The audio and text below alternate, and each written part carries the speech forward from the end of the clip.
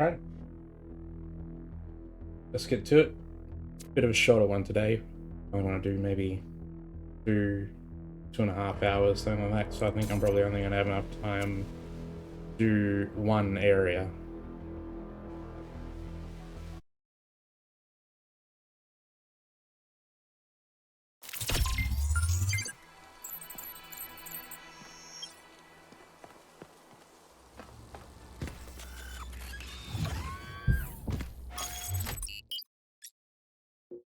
Next one, South 2, Verdant Canyon. Canyon-like formation in the dry, rocky southern region of the island. Its completely enclosed shape suggests it is artificial rather than glacial in origin. You know, I always kind of resented Byron for being so charming and charismatic. The dashing explorer. And one of the first companions, too. Being the voice of caution is not a fun role to play. Always having to be the responsible one, the killjoy. The one who says, maybe that's too much. But sometimes it is too much. It's not your fault,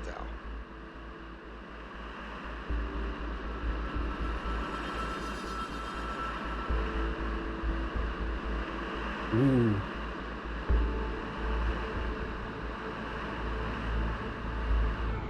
Very similar to the previous area.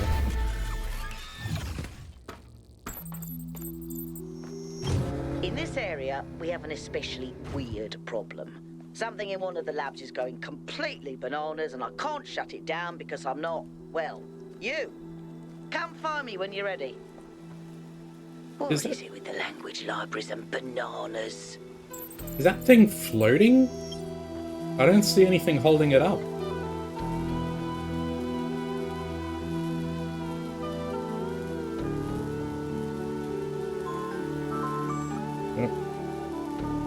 It's an alarm. Don't need to worry about it for now, though.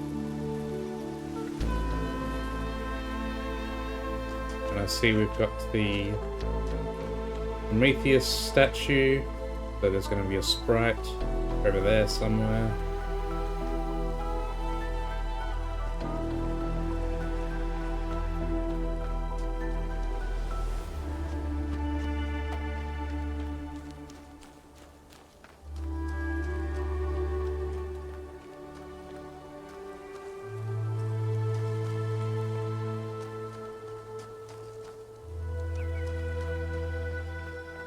Ooh.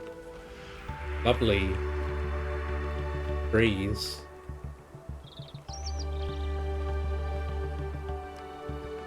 Kind of reminds me of the bush.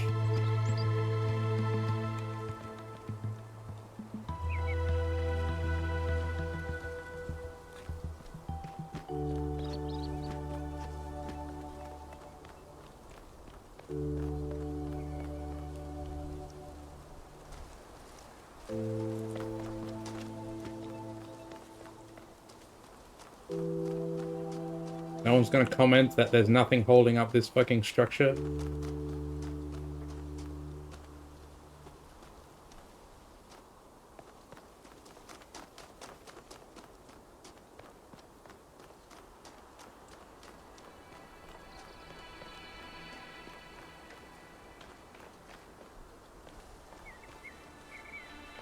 Oh, that's real pretty.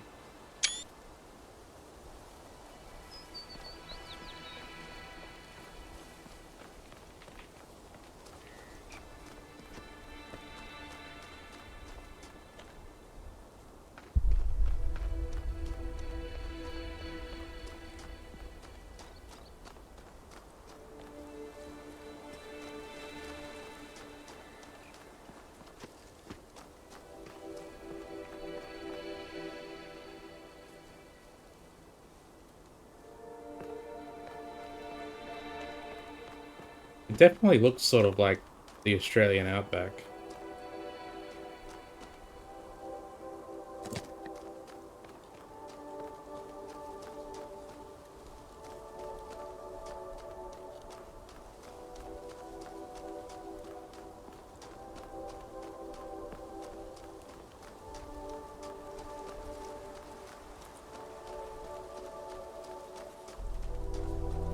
But I guess it's also kind of like American-ish desert. Oh, that was fast. Just right, sitting right there. There's something over there as well.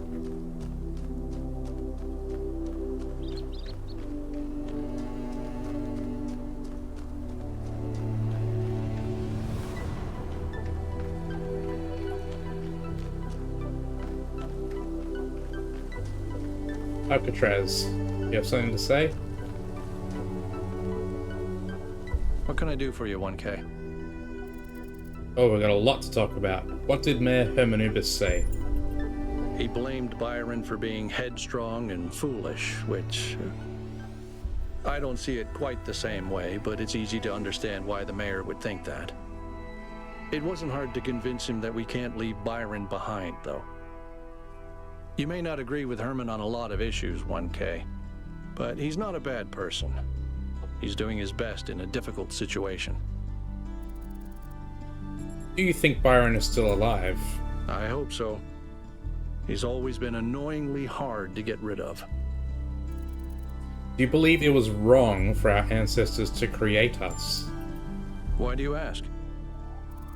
Because you seem very opposed to technology and weird technology because of the risk we pose to the planet, just wondering.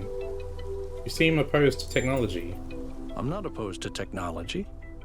I'm just opposed to trying to dominate everything. We can be part of the planet's history without having to be its masters. Tell me about Cornelius. He was the third to be born, after Athena and Eustathius. He was an important figure in New Jerusalem's early history, almost as important as Athena. But after she vanished, he faded into the background. I don't think anyone suspected he knew where she was. What was he like as a person? I didn't know him that well, but he was always very calm, very thoughtful. Everyone respected him.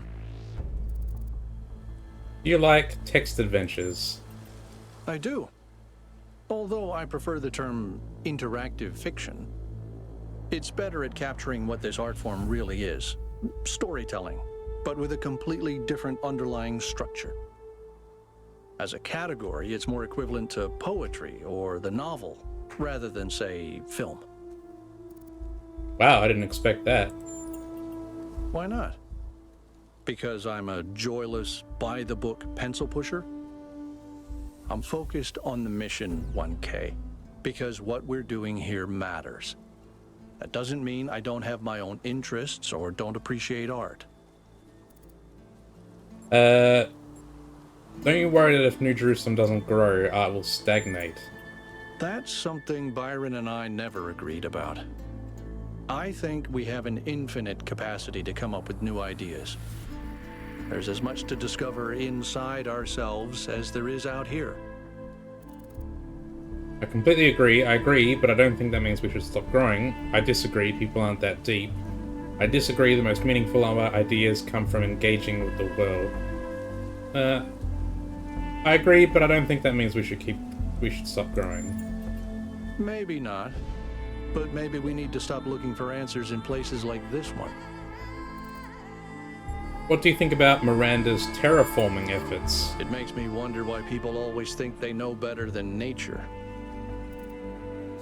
What was Eustathius like? People rarely talk about him. He was in charge of planning New Alexandria. It was his mistake that led to the disaster. After that, he retired from public affairs and dedicated himself to his studies. Do you blame him? Most of the first companions seem to be far less active than Byron. Yeah. Well, they've experienced a lot more hardship and tragedy than most of us. I think it's understandable that they choose to focus on their personal interests. Do you ever think your beliefs are a response to what happened in New Alexandria? Thanks, Sal, I don't know. Do you ever think your beliefs are a response to what happened in New Alexandria? You mean, am I unduly influenced by my experiences? Unable to imagine the better future Byron wanted because I'm too traumatized? Could be. But I'd like to think I'm a little more self-aware than that. Okay.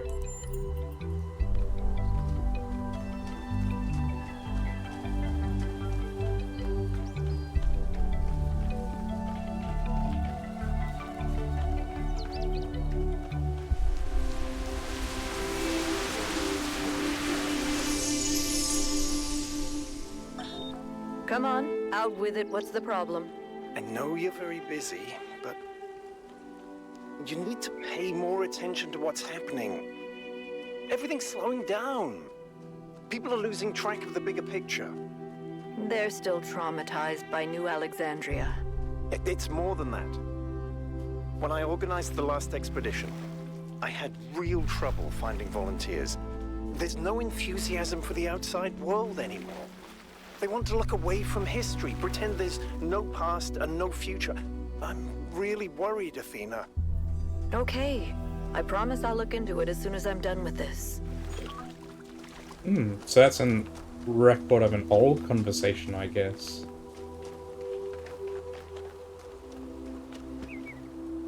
Or has Byron somehow found Athena and is communicating with her? I don't think so. That seems like an old conversation.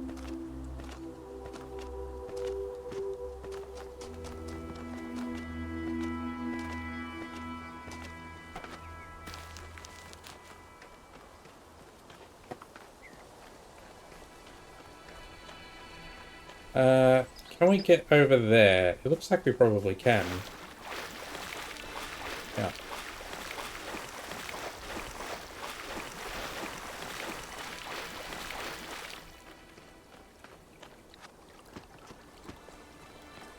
Oh, it's terminal. It's out of the way, so it's probably a Literacia one, right? That seems to be the pattern. No, it's not. It's south. South. From Miranda to Athena and Cornelius. Larger organisms from the northwestern plains are already moving into the rivers. I've seen frogs and dragonflies. The last generation of plants has really taken root, no pun intended, and is slowly transforming the desert. And yesterday a bunch of seagulls showed up. With some more work, we could apply this anywhere, including Mars or Mercury, or somewhere much farther away. We could transform a lifeless rock into a place teeming with life. We could make millions of dead worlds come alive. Irrationality. Irrational species, from Enlightenment on the Precipice by V.A. Malik. Human beings are deeply and inherently irrational, the claim goes, and on some level it's hard to disagree. The most human behaviors are irrational and in a sense unnecessary. As animals, we don't need to write poetry, pray, or observe the stars, but to view human history as largely irrational is to get it backwards. The problem with human history, the pragmatic everyday realities of mere survival, with the cold logic of global realpolitik, that it is in fact ruthlessly rational.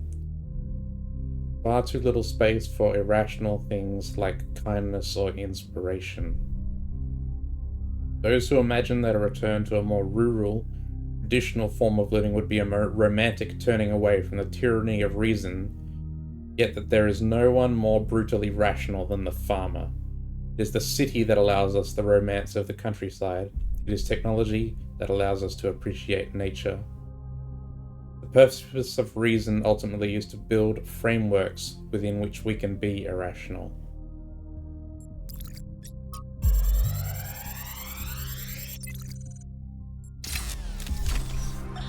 After we talked about science fiction, Alex gave me a book. Her favorite book, a novel called Athena. It's not exactly what I'm used to reading, but it's pretty good. And it really made me wonder how we're going to be perceived if this project works out.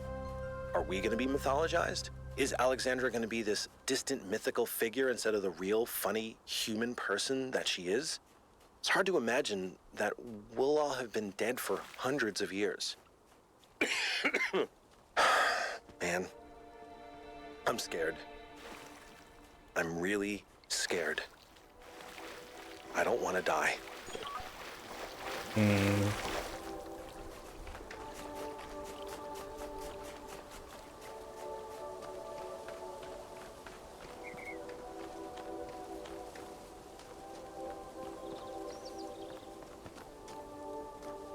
In the end, Alexandra Jenin did become a mythologized figure.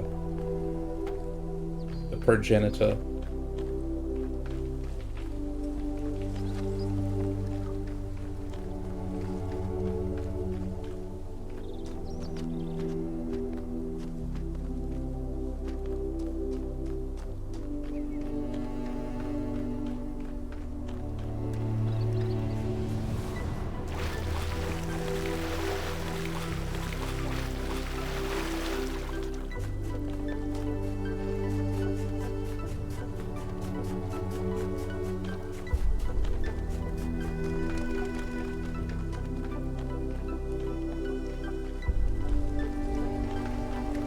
Aha, here's the other statue.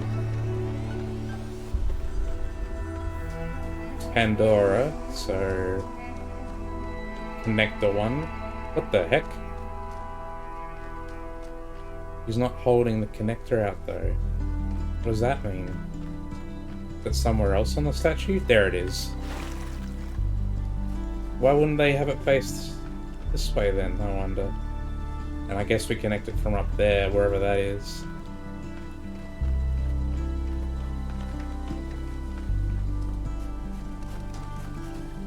And there's a connection there.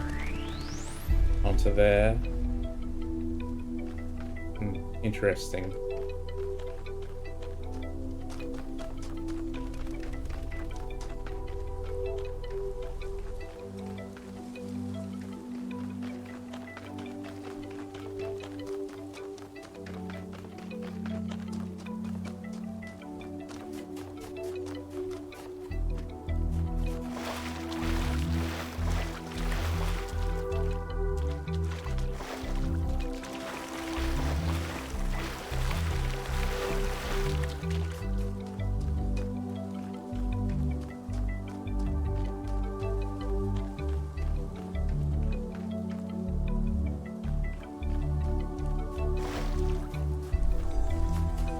Alright. What was this thing around here? It's definitely... Yeah. What is this?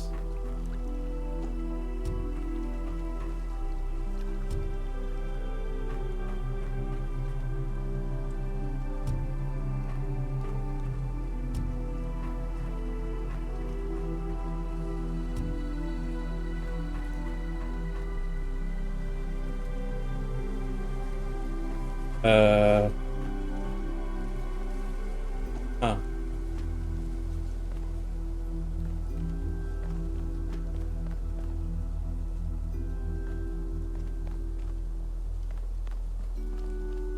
Oh, there's the other spot.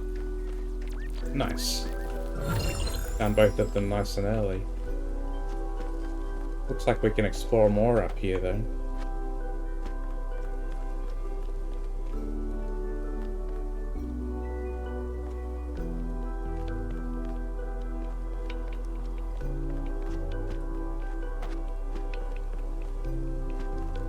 Can we get up here? We can.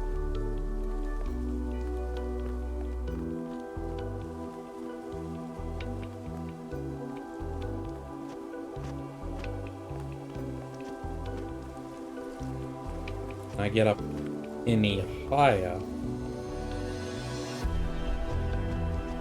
Look around on this level first.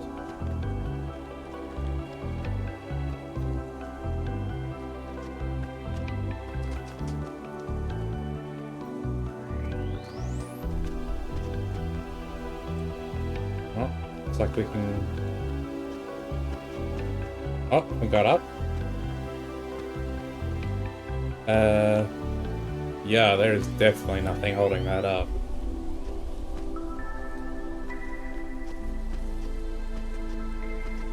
We can't get up there. We can get up here, though.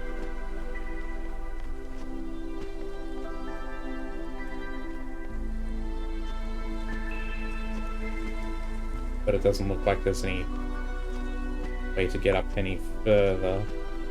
I can't see anything up on top of the rocks anyway.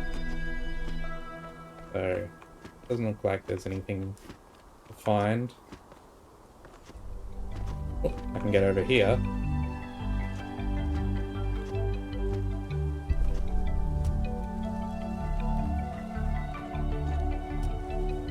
There doesn't appear to be anything.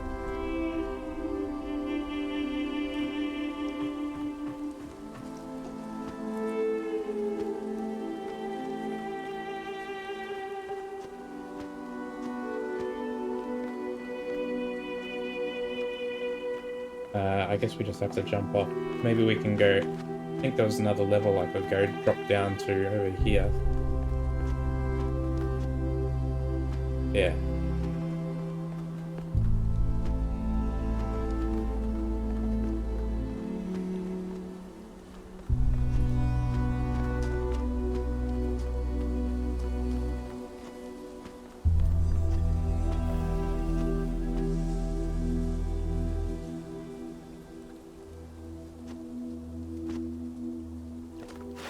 Fell down. That's alright. I don't think there's anything more to find up there anyway. Okay, I think I've had a decent explore of this part of the map.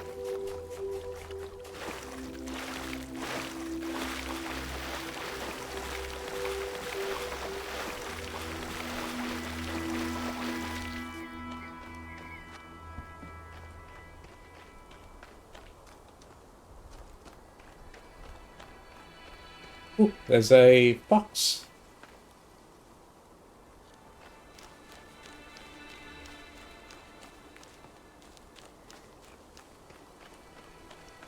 Alright, let's have a look at the first puzzle.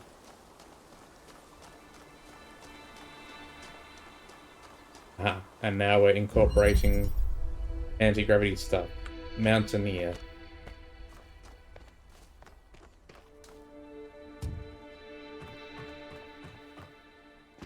Easy enough to understand. Aha.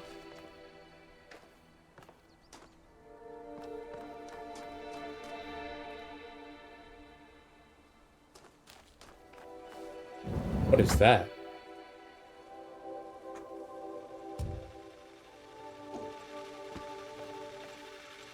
Grav shifter.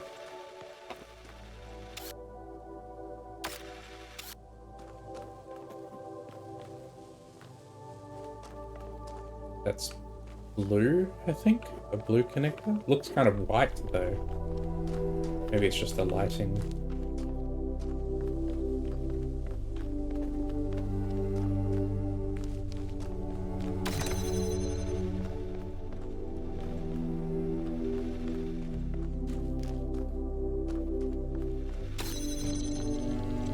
Aha!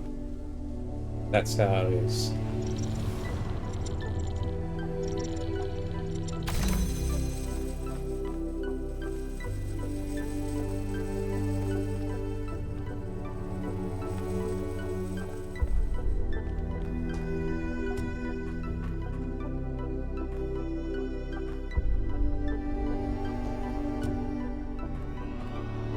Oh, it's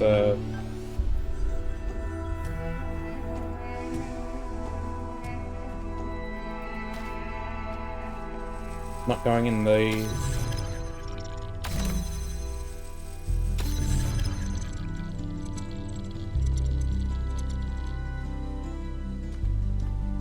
That's not going in the direction I expected.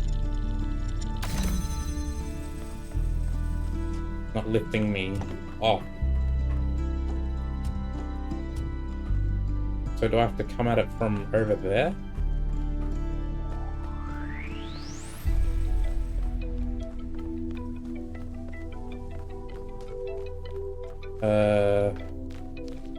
There doesn't appear to be a way for me to get up there.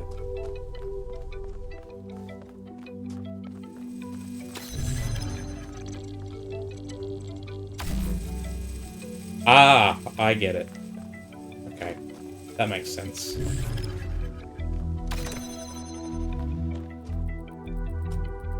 So you can pull objects towards you as well.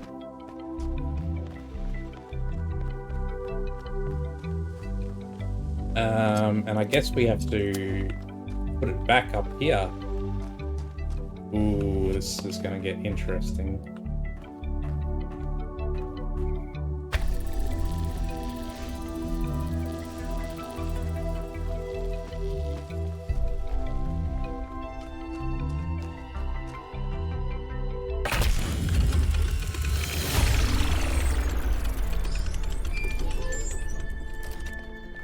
If the language of creation is a kind of melody, maybe that's why we respond to music the way we do. Because we recognize something that can't be expressed in any other way. And when we play music, we participate in something ancient, in an act of creation.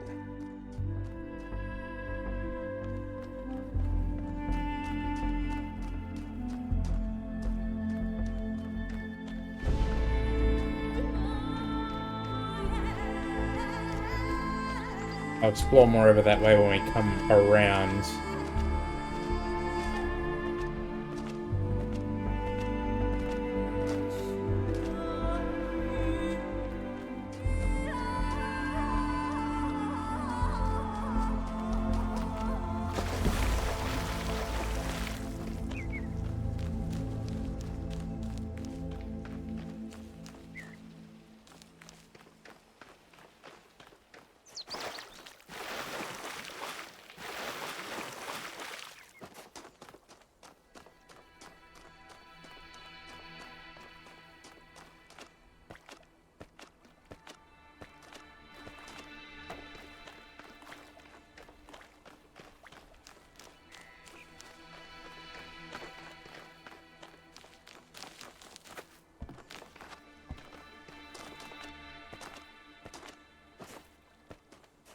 Huh.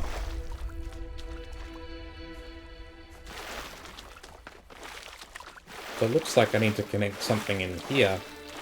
And we definitely need... It needs to be green. It's always green. Spiderweb. Blue emitter. Connector trapped inside there.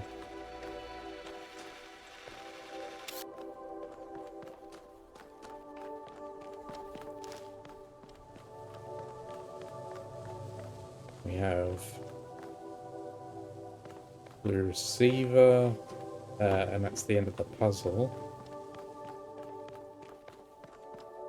So what do we got here? That turns the fan on.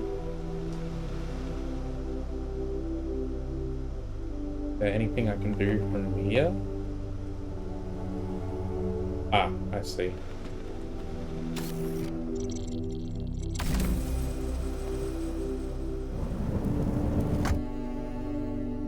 Okay.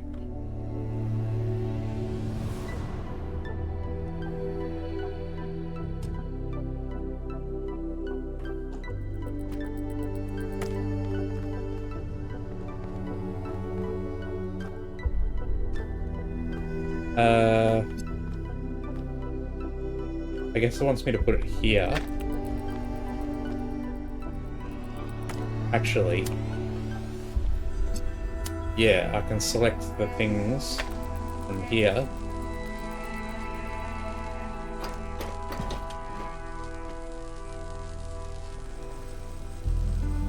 And then I can do, aha, and it shows little, shows the little hologram to so you can see what the beam is going to pick up.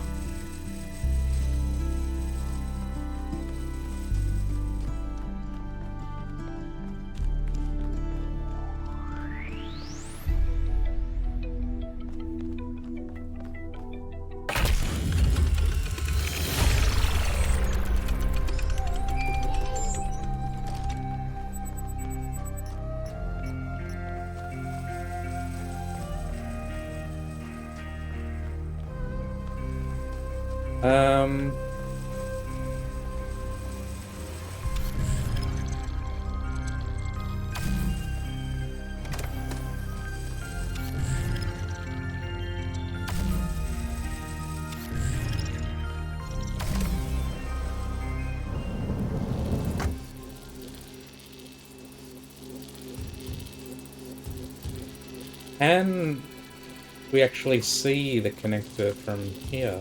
Oop. We can.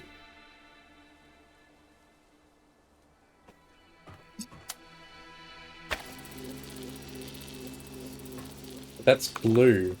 That's not what we need. There's no way to make green inside this puzzle. Blue is the only option, so...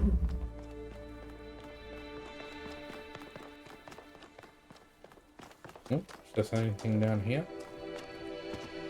No, it doesn't seem to be anything over the wall either.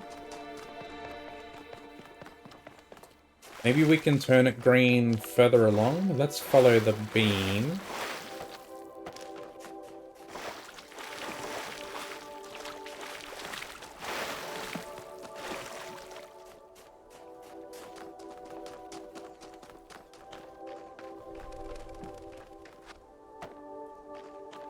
What's this? This is a bonus puzzle. Okay. Good to know. So it looks like whatever we have to do up there. And I guess we have to somehow zoop over there. With a gravity beam. Maybe there's an RGB connector or something up there. That's definitely where we have to connect to.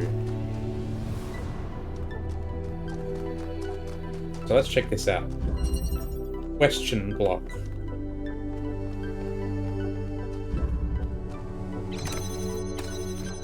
Okay. I've got some anti-grav pads. There's a block up there. Something question block like in Mario, I wonder.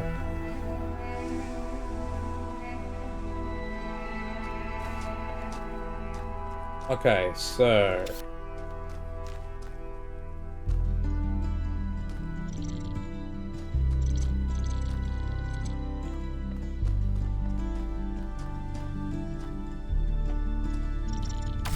looks like we can bring the block over here.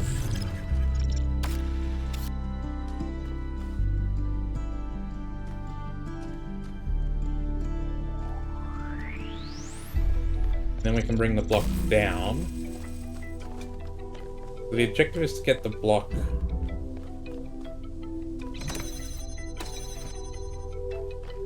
over here, I guess?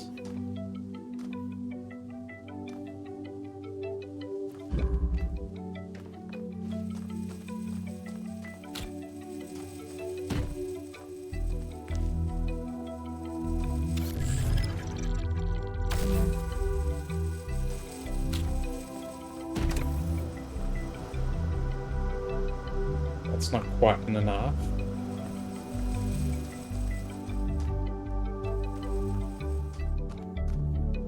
So we need the block as well, maybe?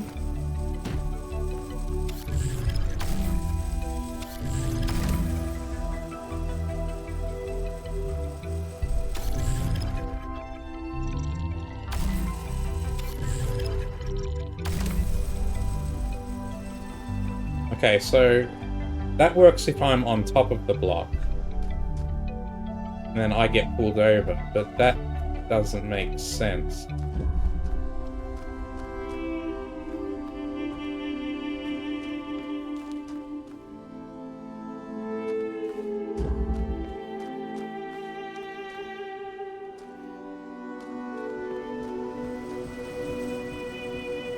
Oh. Oh, that's it. You gotta headbutt the bottom of the block to move it across. That's why it's called question block. It is like the block in Mario, so you gotta hit it with the bottom of your head.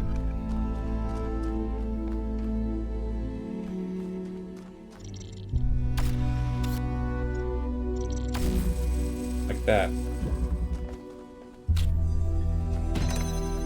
Now we can open this door and we can bring the gravity thingy through.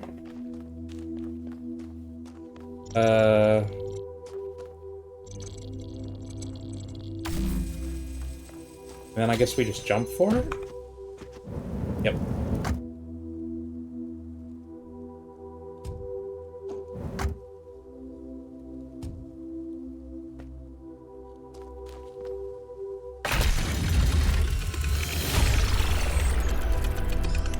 hate solving puzzles myself, but watching you solve them is kind of fun.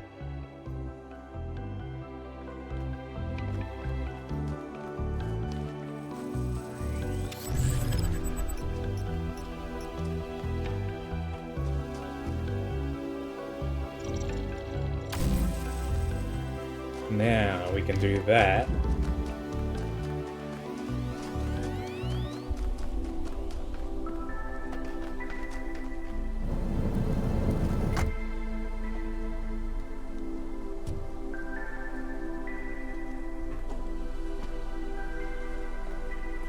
Oh, that's disorienting.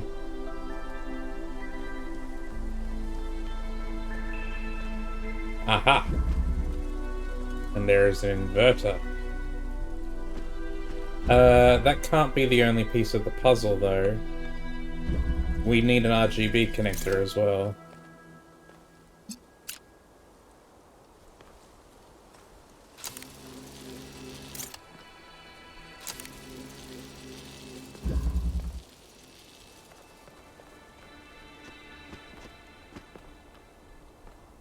Now we have red and blue.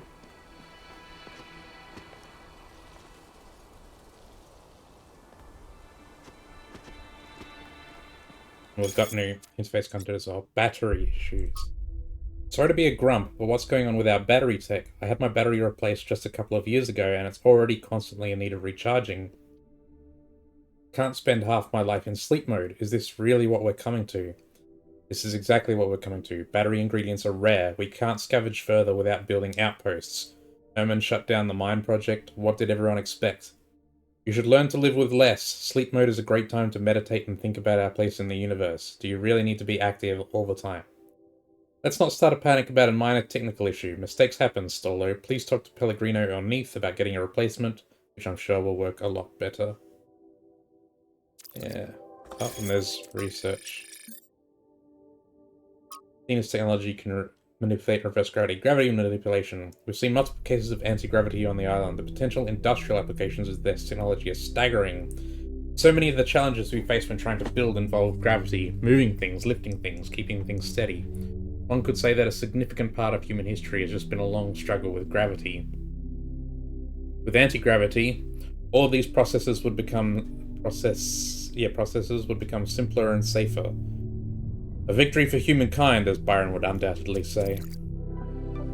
They need to do something about their energy crisis. They need to build. They need, like, even if they don't make more people, they need to, like, get their energy shit sorted out.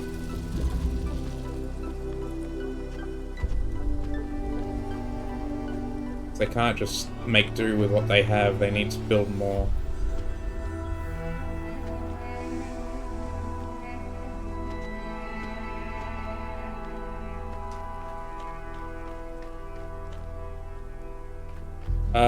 So clearly there must be a RGB connector somewhere.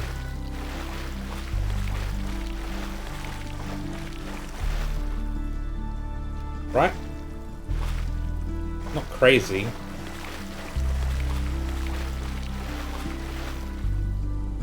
It has to be somewhere nearby as well.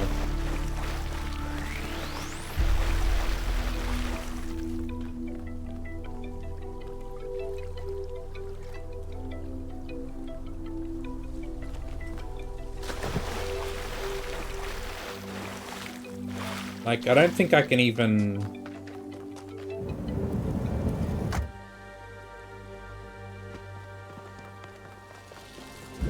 I don't think I can connect to the statue from this angle. Oh, I can. I see.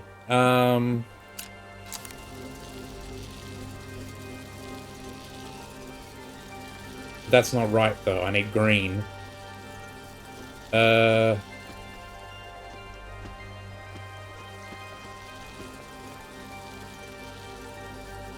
You can't get green out of an inverter, though. You can only get red or blue, right? Yeah.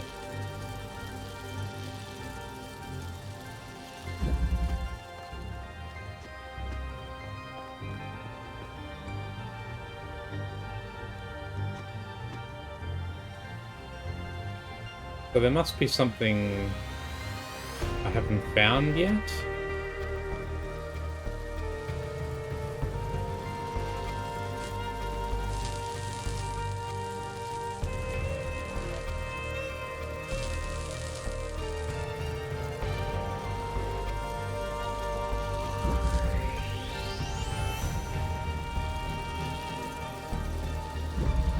And like the angles of approach on the statue here are limited. Like I can hit it with the inverter, but I need green, and there's no way to get green out of an inverter, I don't think.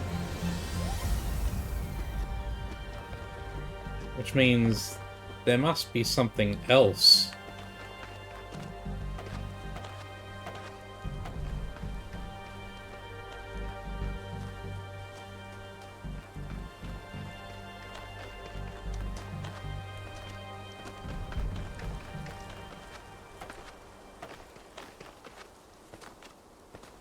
Aha!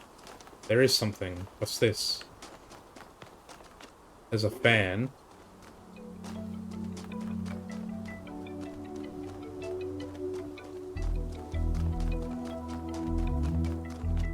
There's some way I can get up here. Looks like there is.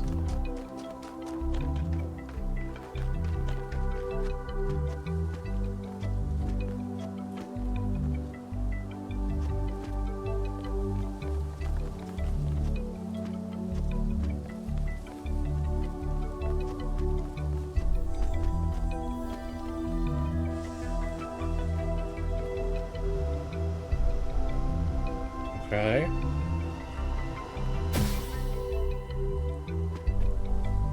There it is, there's the RGB connector.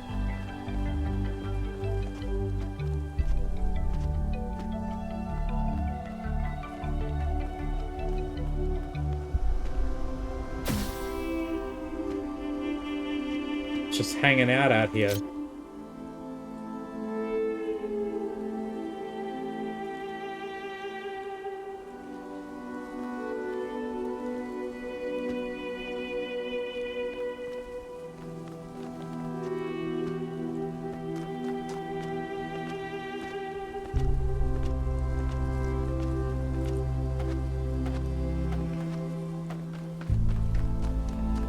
So I can disable that red laser. It's fine.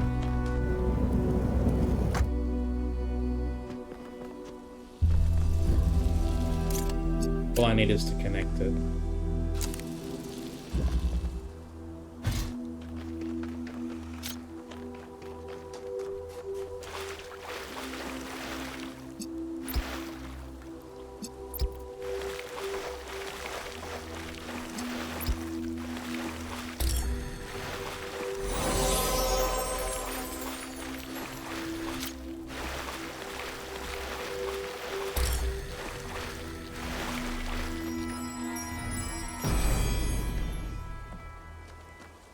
The honest philosopher is rewarded with poison. The hypocrite is rewarded with power. So Bantora is very pessimistic about humanity. And I guess that's her role in this whole thing. Trying to stop us because I guess she doesn't believe... Like that she believes that finding the flame, the technology or whatever will be our destruction, our undoing.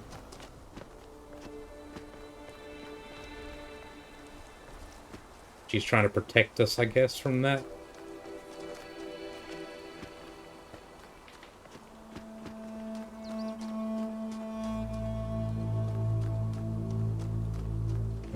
I mean, it seems kind of silly to do. Oh, we got more stuff over here. There's the Stratton statue. The fox. I mean, when you look at New Jerusalem, we haven't run into anyone that's like abusive or cruel or like fiendish or desperate for power or greedy or anything. They're mostly just like normal people. There's people with some wacky ideas, but No one is, like, evil. But when you apply it to, like, real life, you can sort of understand where she's coming from. It is easy to speak of one's principles when the world is at peace, and there is no price to pay for thoughts that stray from what is permitted. But when times grow hard, and even ordinary men are filled with mindless anger, when the face of the enemy is suddenly known to every virtuous citizen, and to question the virtuous is to be likened to Ephialtes, when every hoary old superstition suddenly springs back to life as if it had never been defeated, and all the work of the philosophers seems to have been for naught, then one may discover what one truly believes.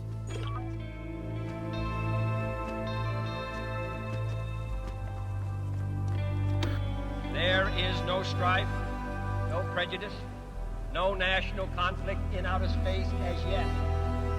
Its hazards are hostile to us all. Its conquest deserves the best of all mankind. And its opportunity for peaceful cooperation may never come again. But why, some say, the moon? Why choose this as our goal? And they may well ask, why climb the highest mountain? Why, 35 years ago, fly the Atlantic? Why does Rice play Texas? We choose to go to the moon. We choose to go to the moon.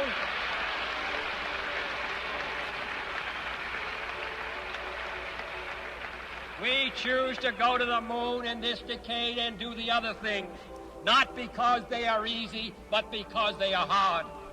Because that goal will serve to organize and measure the best of our energies and skills. Because that challenge is one that we're willing to accept, one we are unwilling to postpone, and one we intend to win, and the others too.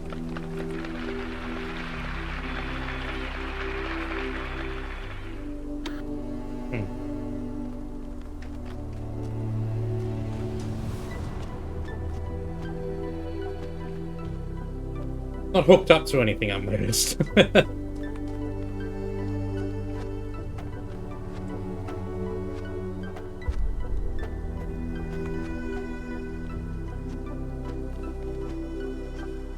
Yeah, like, I can see when Pandora is coming from when applying that pessimism to modern-day humanity. There's definitely people who... Like, pretty much all human problems are being caused by other humans, right?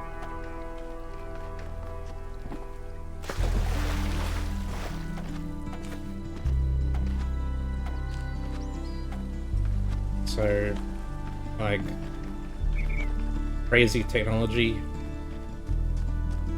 Maybe you wouldn't want that to fall into the hands of humans today.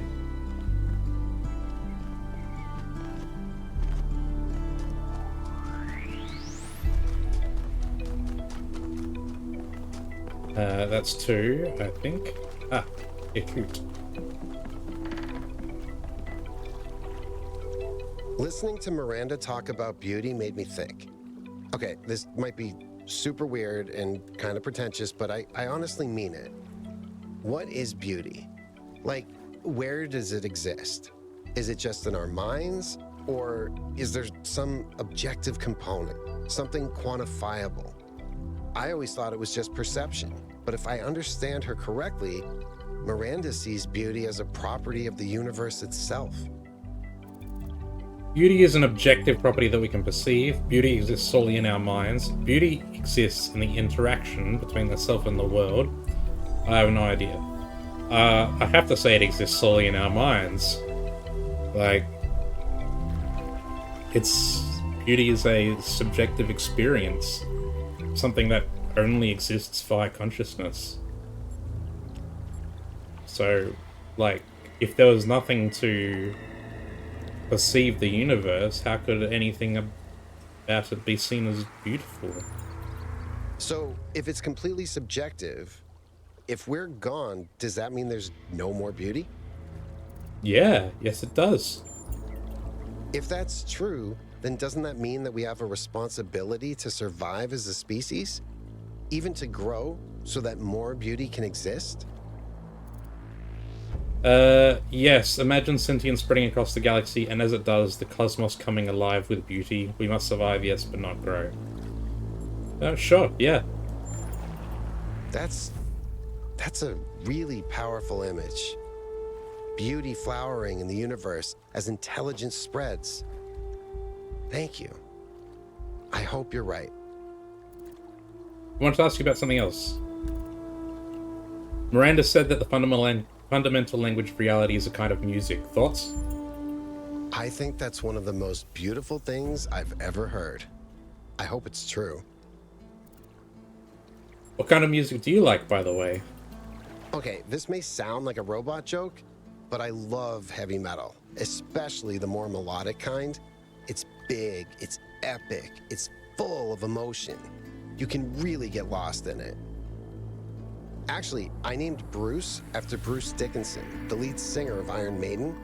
They used to call him the air raid siren, which is also what my Bruce sounds like. That's all. Thanks, you cute. Hey, frontman rocker.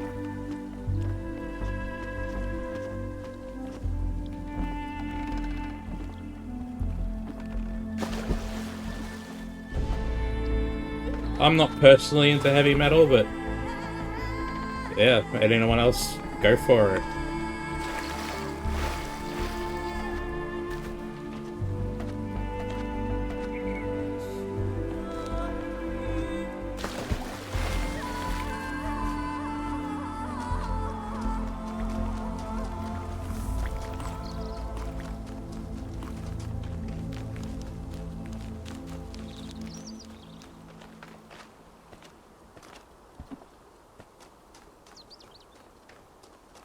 The stuff about spreading across the galaxy to spread beauty, again, it's another thing where, like, it's okay to, like, it seems okay with the people of New Jerusalem because they're, you know, none of them seem to be evil. But with humanity, it's like, there are humans who inflict suffering on other humans, who cause problems for other humans. All human problems are basically caused by other humans, at least in the modern day. So it's like, mindless expansion is no good. It has to be, like, thoughtful.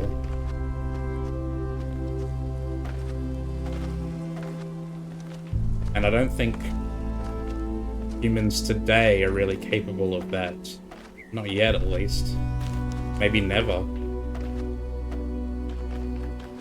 Kind of ruled a bit by too much by emotions, maybe, or by selfishness. Anyway, that's puzzles. Upward migration. Okay, that's what we're aiming for.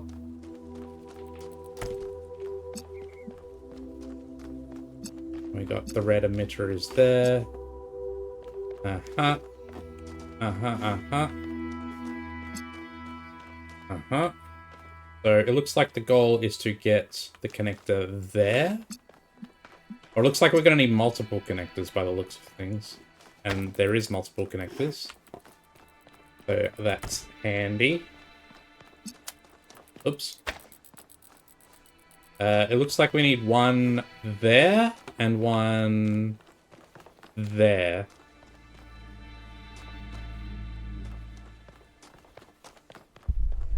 We're definitely going to need an anti-grav, a grav beam. There it is.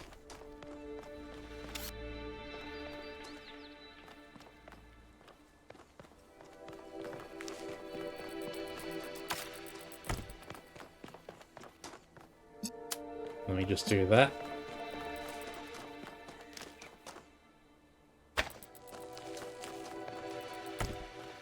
And I will connect that to that, and that to that, and leave that there.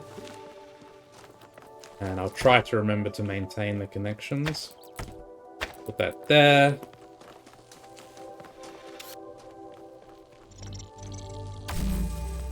Zoop that up. And then zoop that across.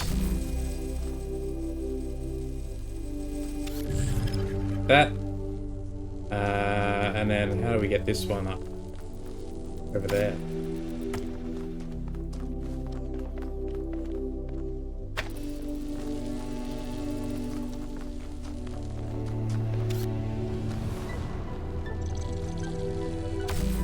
Oh. Pull that up. And then cross. That's it.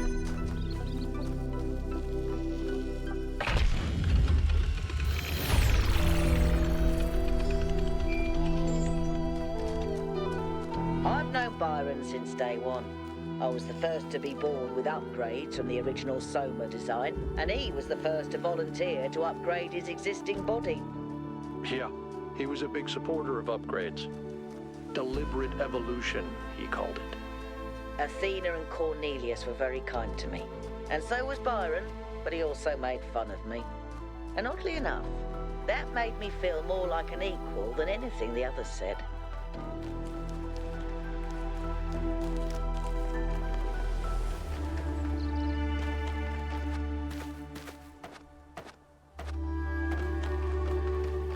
Anything around this bit?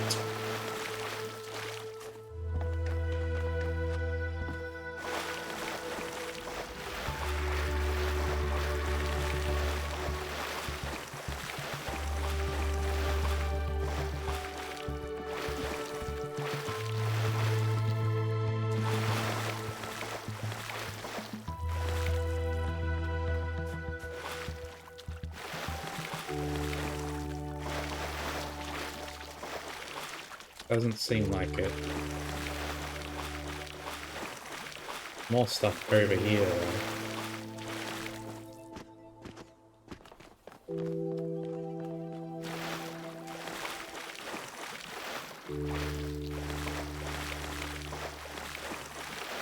I wonder if it's possible to get up there.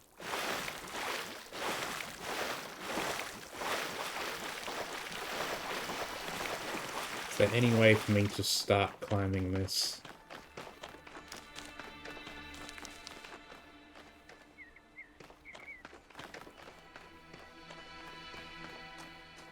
Doesn't look like it.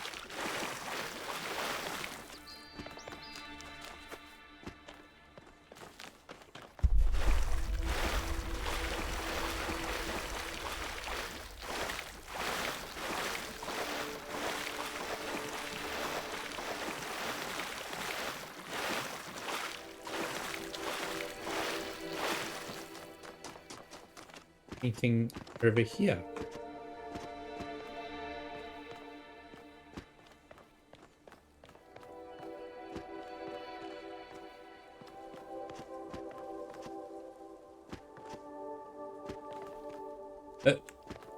No.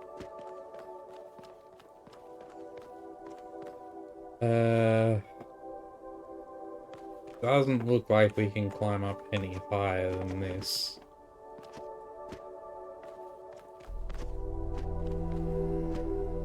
So, nothing over here.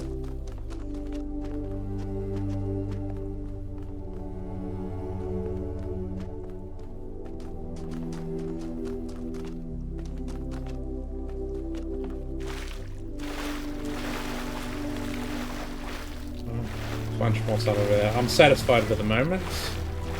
Let's go back to the path and head to the next puzzle. Haven't found any human artifacts in this zone yet. Found the TV, but it didn't register as one. Just a separate Easter egg, I think.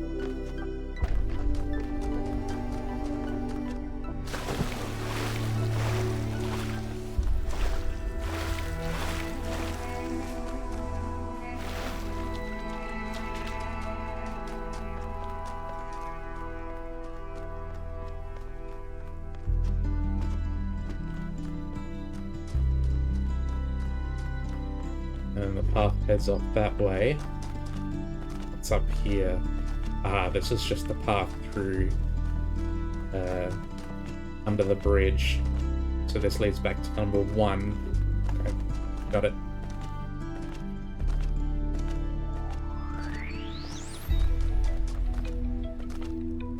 see a hologram over there.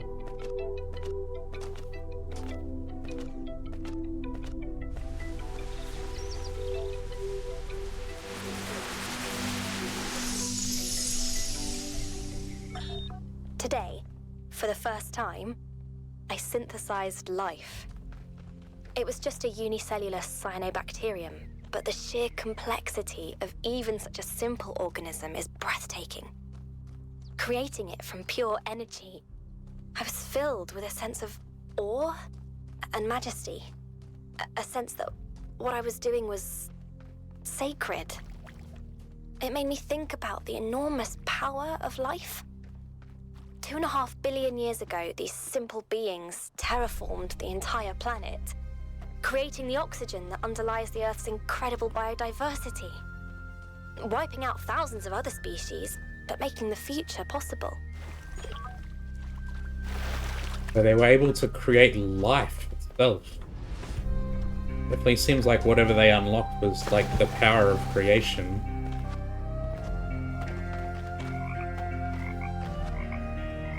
What was that? I ran up a branch.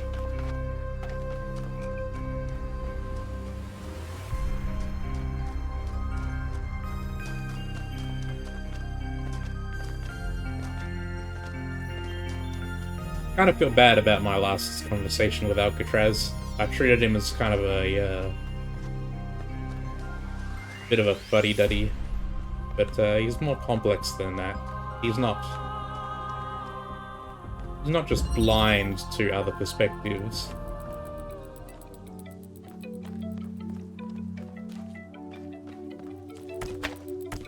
Alright. Oh goodness. I guess that's the end up there. What was the puzzle name? Lateral thinking.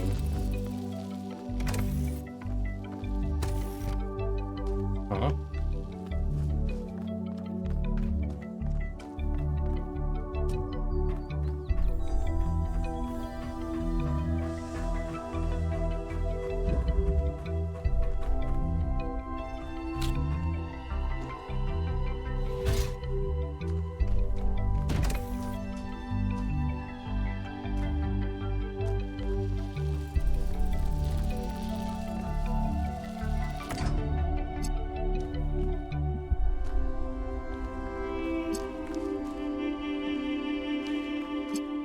It doesn't look like we need the red or anything else. Maybe up here we do.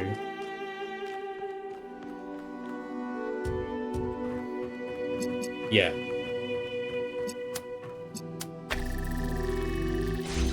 Yeah, that makes sense.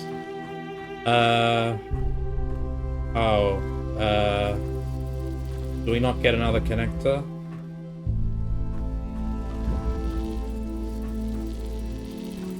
I could have sworn I saw another one. Maybe it was just this is what I was seeing here.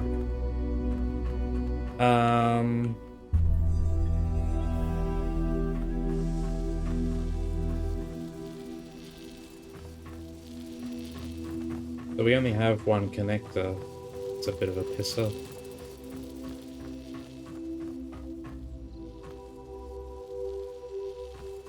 That means we're going to need to find some way to go around, I think.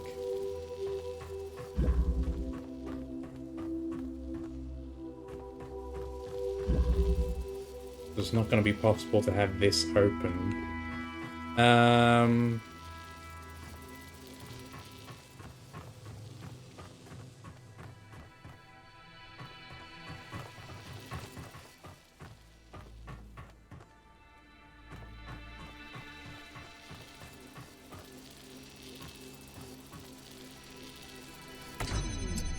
Maybe... Yeah? Yeah, that works. That's it.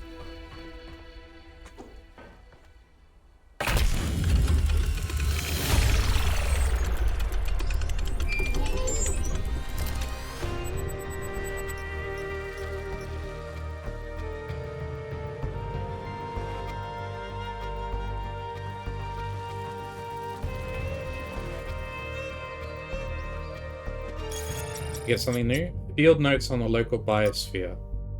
Environmental observations. This environment has been modified to allow life to spread. Most of the life forms can be found in other parts of the island as well, but some appear to be endemic to this region.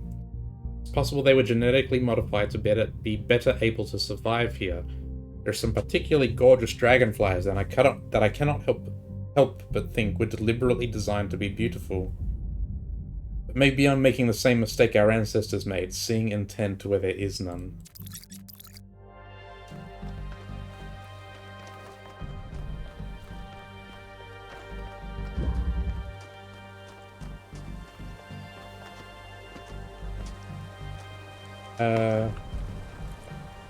What's up here?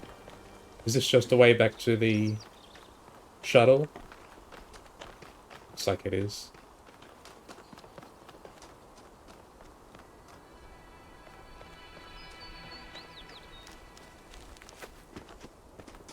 Yeah, it's just a way back to the shuttle.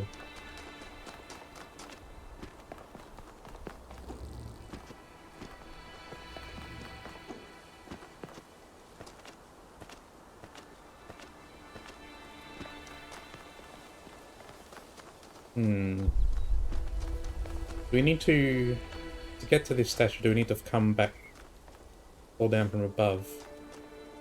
So it looks like 5 continues on that way, but I noticed there's a path here. Oh no, we don't need to fall from above to get to the statue. And the sprite is... It's in the southeast.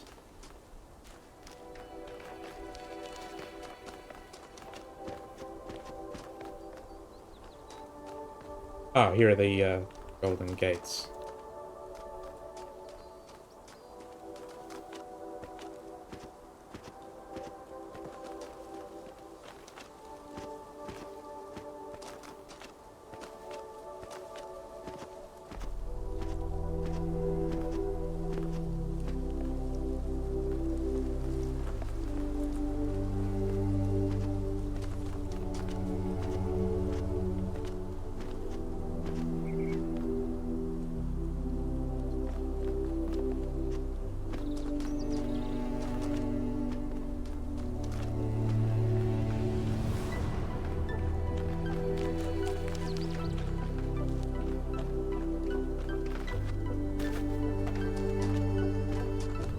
I wonder if any of...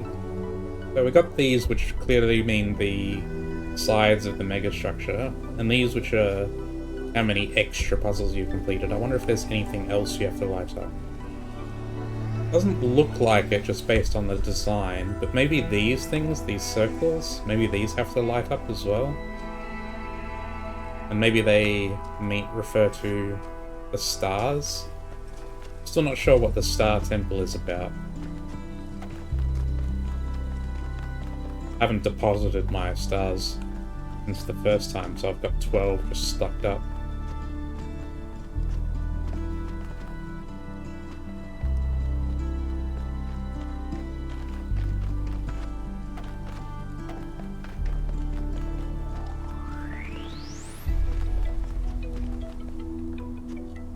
Oh, damn it. Can't see anything up there anyway.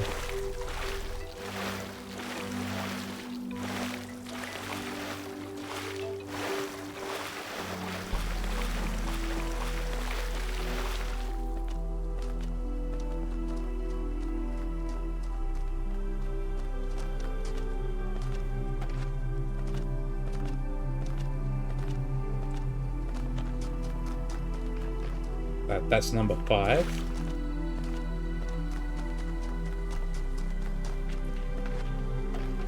And that's number 8.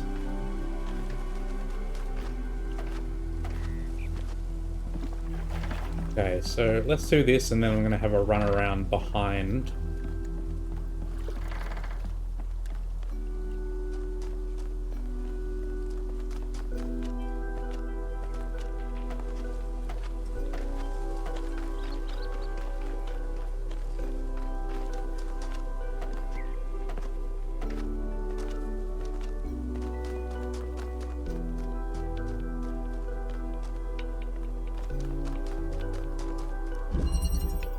Recycling.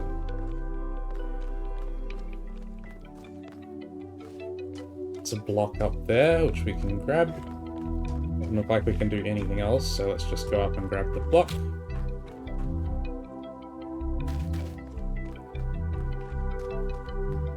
Now we can put the block there and zoop ourselves over.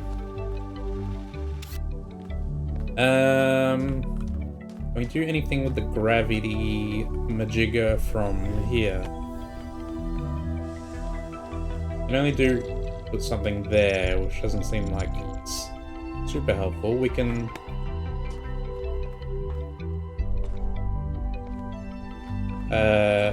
do this, and we can grab that.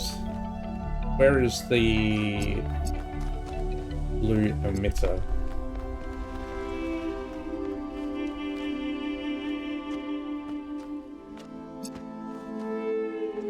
Can't see it anywhere from here.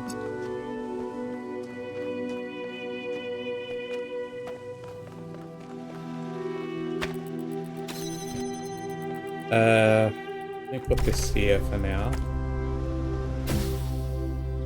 There it is. But they've blocked it. The cowards. I guess we have to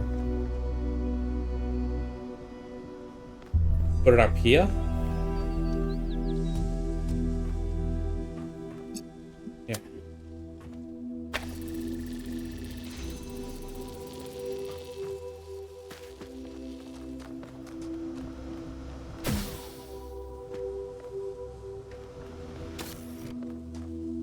Maybe we're supposed to do that from this side. I think I see what it wants you to do.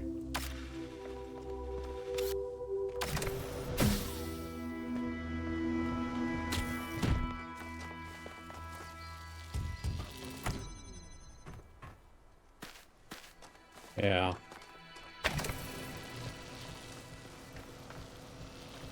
And then we can take the block over. And we use the gravity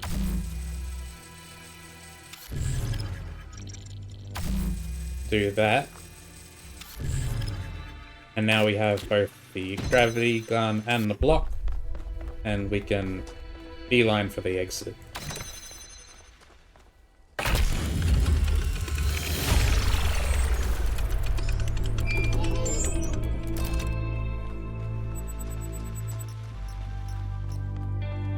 I got more social media posts. The Talos Principle, 1961.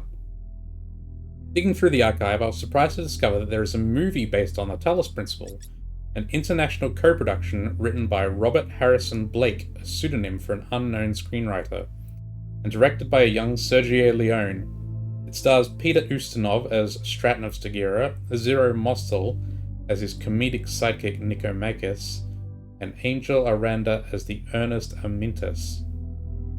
It's not a realistic biography of Stratton, but a kind of sword and sandal fantasy epic that culminates in Stratton building a replica of the mythological robot Talos to defeat the war-crazed Spartans. That part is fun and surprisingly well done for its tiny budget, but the movie also contains a number of fascinating dialogue scenes inspired by Stratton's work. Ustinov as Stratton has a line I really liked. "There are always hard times in human history, Amintas. Do you think we are the first to be besieged by enemies? Or to doubt the wisdom of our allies? But while yesterday is set in stone, a better tomorrow is always within our grasp." That's fascinating. Thank you for sharing. How weird that this film is not better known.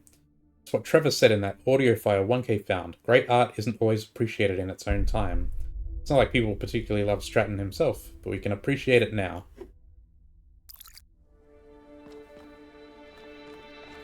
Found out, I assumed that Stratton and the Talos Principle, I assumed he was a real philosopher and this Talos Principle was a real philosophical concept, but it's not. It's just something Crow Team has made up for this game series.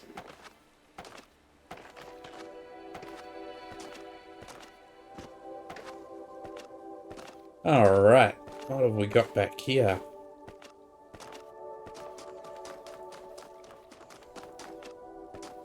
That's something. Ah, there's a terminal. This is definitely going to be the Lithotracia one. That's way out of the way.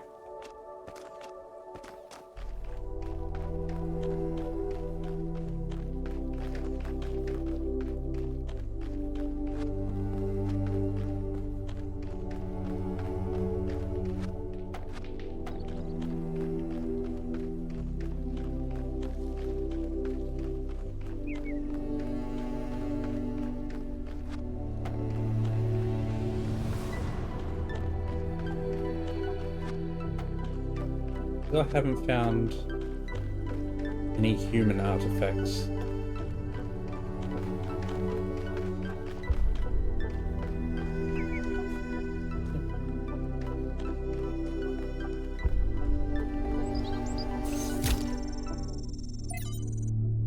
This.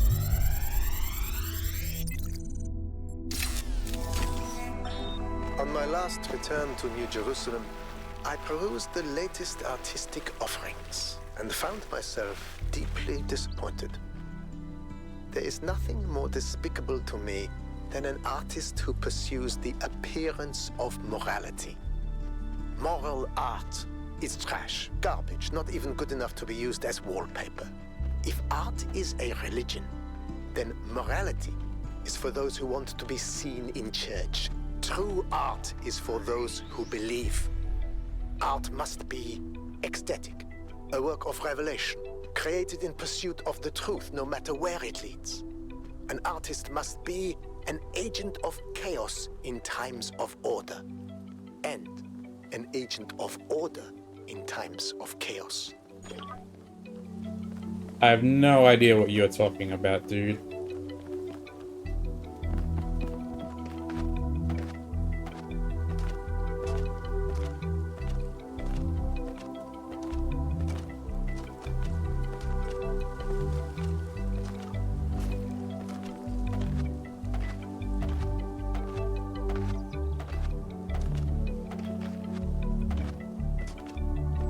Okay, we can continue though. There's another terminal. The dragonflies.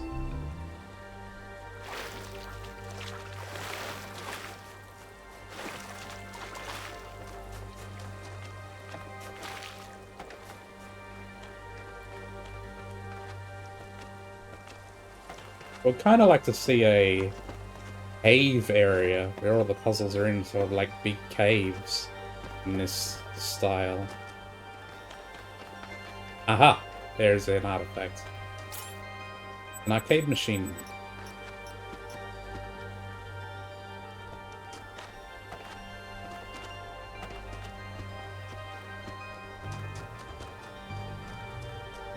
Haven't seen Melville around either.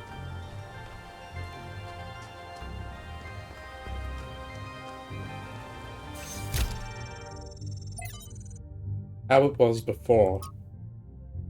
From J.J. Nakalembe's Akaba to Antarctica, Moments of Transition and Revelation.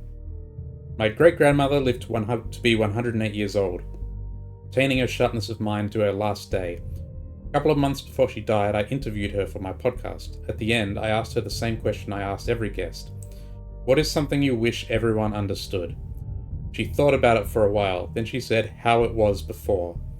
She tried to explain how much time she spent every single day on utterly mind-numbing activities, like hauling water from the well, and how radically everything changed when the area was finally connected to the electrical grid.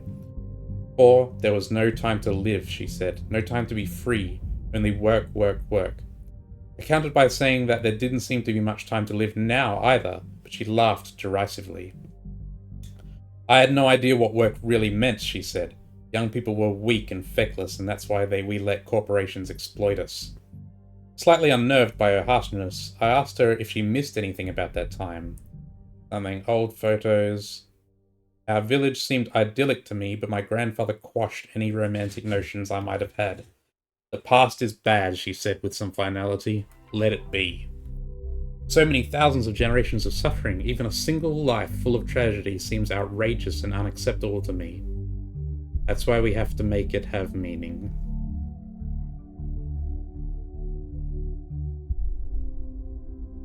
Yeah.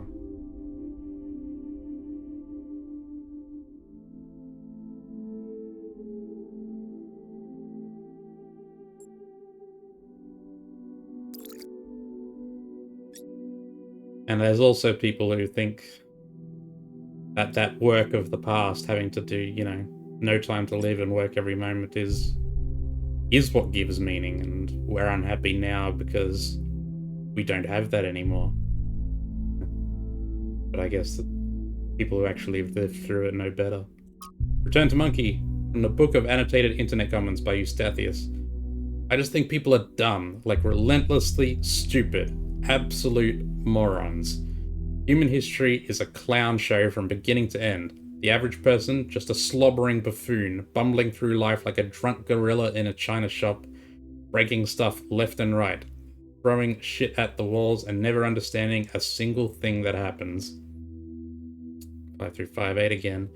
I mean, just look at this software putting asterisks where swear words would be. People are afraid of words like they have magic powers. The real world that is ruining their lives, that's fine, because they're too dumb to do something about it. Turn to Monkey, brother, we never left. Curious inversion. The return to the mythical state of Monkey is usually portrayed as a material return to earlier stages of development, but here the author instead portrays it as a mental state that has never been surmounted. I would like to meet Uncle Eustathius one day. He sounds like someone who is always curious about everything. Failed to load profile, failed to load comments. So was there someone else here as well? It seems like as we've uncovered evidence of people being here, their profiles start to appear in the logs. So we've seen Miranda and Cornelius and Athena were here, but apparently maybe there was someone else too.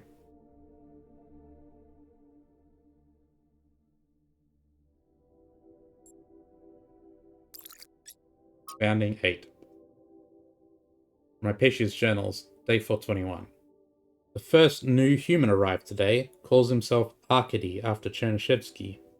Spirits are still dampened by the loss of Yemo, but everyone is making an effort. I feel a little sorry for him. He's still so curious, jumping at shadows and staring up at the sky at night, just like I used to do. And here we are, a bunch of grouchy old humans that have seen it all and are weary and tired and sad. I wonder what he makes of it all. But be that as it may, we're making good progress on the new living area, although Arkady will have to use Yemo's old quarters for the next few weeks.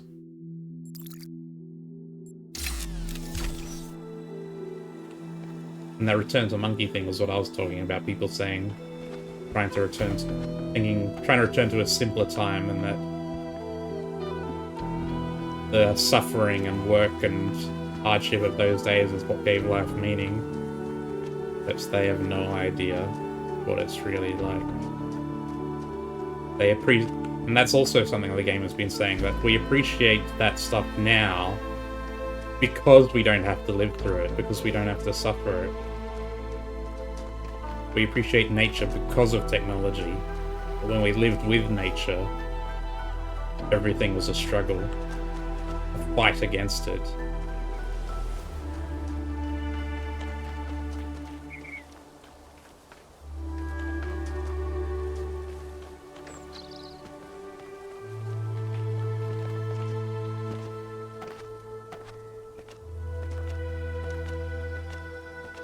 Okay, puzzle.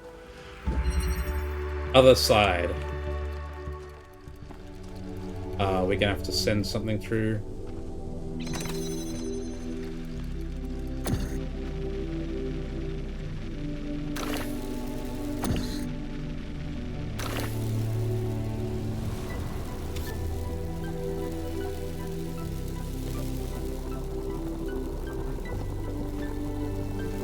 Oh, there's a barrier there, I see.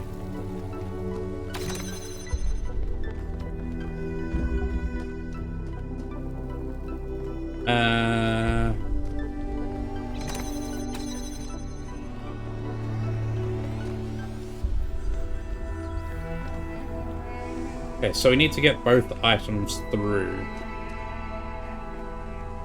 We need 2 items to open the gate.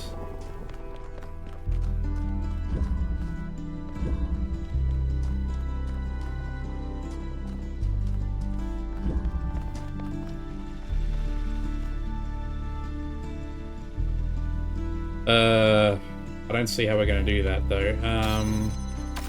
Maybe we have this over here.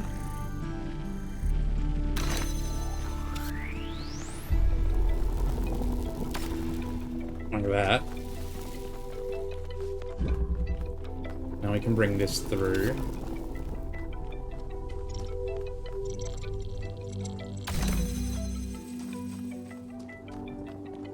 That.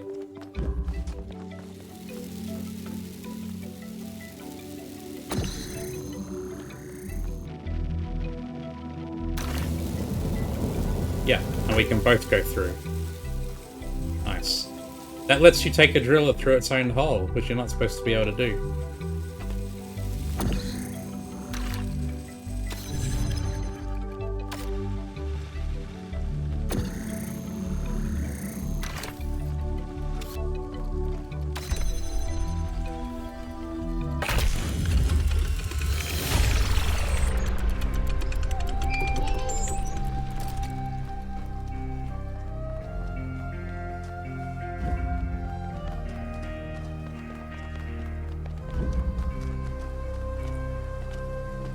We haven't found the other hidden puzzle yet either.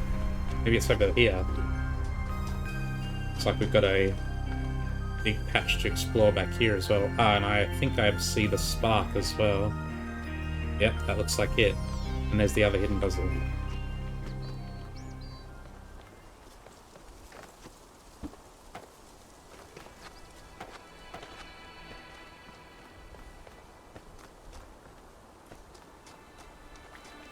Oh, and there's the lab.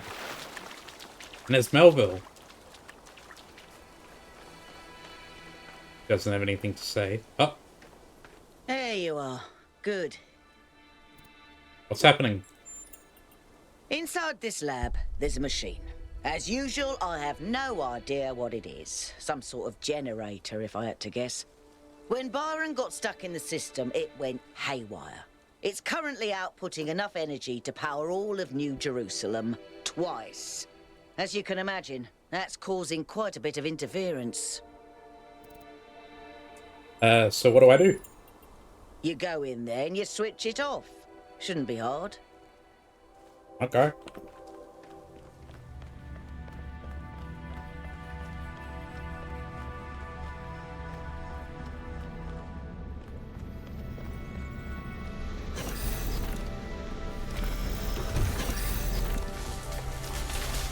Ooh.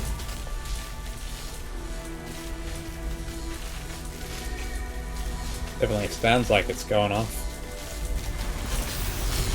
Oh, shit.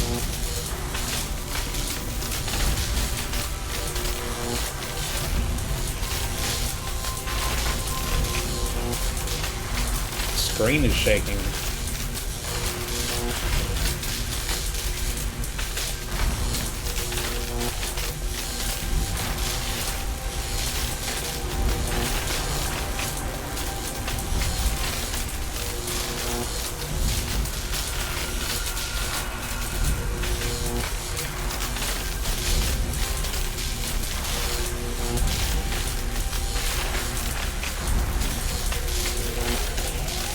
Ooh, and what have they got going on in there?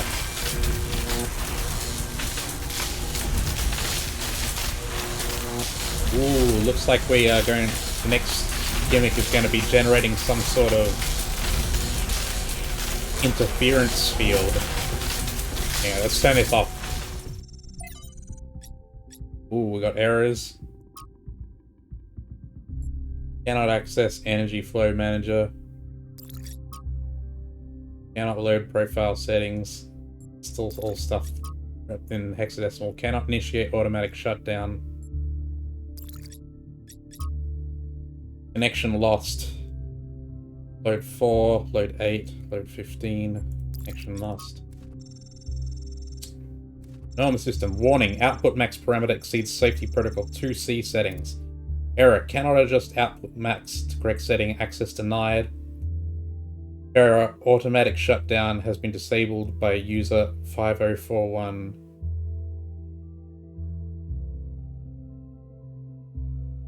Initiate emergency... identify user. Error, unknown user. Okay. I wish I could, like, just copy-paste this into a hex editor. Or a hexadecimal translator. Initiate emergency shutdown.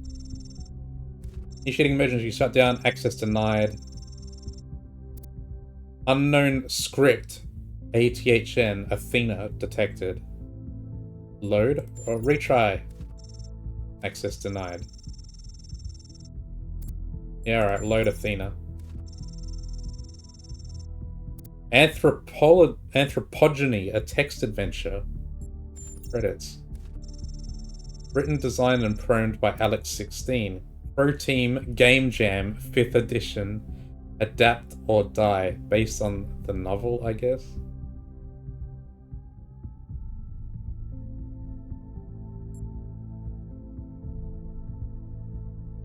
Play. You wake up in an impossible place, knowing nothing. Look around, go back to sleep, scream. Look around. You seem to be in a labyrinth of ancient crumbling walls. Beneath you is an altar of some kind, as if you were a sacrifice. The sky above you is a perfect cobalt blue, and you are startled by its beauty. Examine the altar, examine yourself, reach for the sky. Examine yourself. You find that though you are shaped like a human being and feel that your soul belongs to that storied people, you are made of bronze. You are a beautiful machine, crafted with love and care and imbued with the power to choose. You have gained knowledge, the self.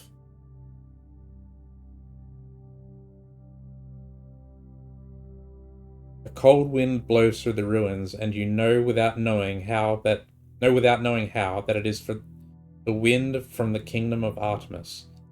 It is the wind that brings with it whispers of mountains glimpsed across the stormy sea, and deep forests wreathed in fog, and the long-forgotten cities of your ancestors. Explore the labyrinth.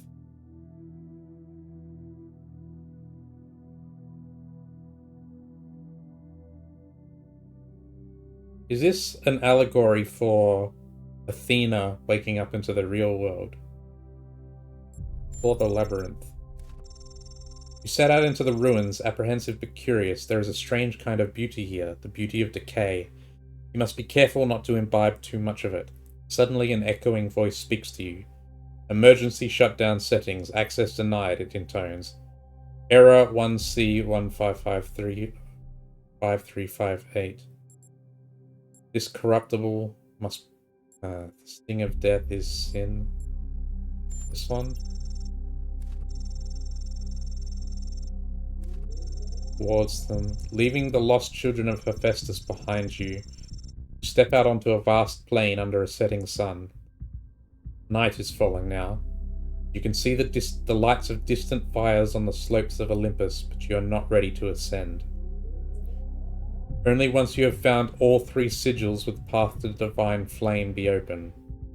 Path leads to the south to the buried city, another leads north to the Garden of Hesperides. Journey to the buried city. The buried city lies to the south. It was once a place of great wisdom. The philosophers of old strolled on its walkways, debating the nature and virtue of the soul. Now the sands of the desert have claimed its streets, and even its famed temple upon a hill is slowly eroding.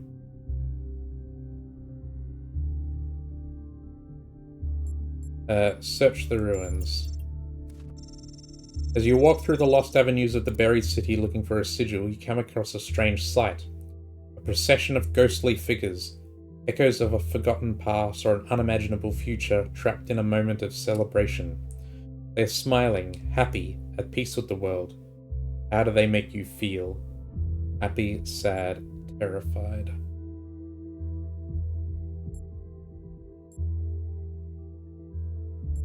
Sad. You decide that these must be memories of the past, the people who built this city and caused its ruin. They can no longer harm anyone. Walking among the ghosts, you come across a fragment bearing the sigil of the owl. You reach down and take it, and as you do something, you have gained a sigil. Journey to the Garden of Hesperides. Your journey is interrupted by a frightful, burned figure standing alone in the sands of the desert. Access denied, it screams. Error 1C155358. Flight. Warning. Output max parameter exceeds safety protocol 2C settings. Error. Cannot adjust output max to correct settings. Access denied. The nymphs lead you to a place where the crowns of the brass trees seem to grow together, forming a kind of chamber, strangely reminiscent of a chapel. In the middle of this chamber grows a smaller tree made of bright blue steel, and upon this tree grows a single golden apple. Ask the nymphs about the apple, ask the nymphs about their father. Take the apple, ask about emergency shutdown. Ask about the apple. This apple, they say in unison, their eyes aglow, confers the gift of deathlessness and true wisdom. Many heroes and not a few villains have come to claim it, but all faltered in the final step. But you must know that deathlessness reveals the mortality of the world, and true wisdom is its unending folly. Who would take this burden upon themselves? Beg them to let you have the apple, punch a nymph. 5358, explain that the world needs you to succeed. Knowledge world. Say that you are strong enough to bear it. Knowledge self. Offer to trade part of the of yourself for the apple. Knowledge sacrifice. Click 5358. 5358, 5358. Punch a nymph. Punch a nymph. How dare you punch me, the nymph says in outrage. Alex didn't manage to implement a proper response before the jam ended, but there will be one in the final version.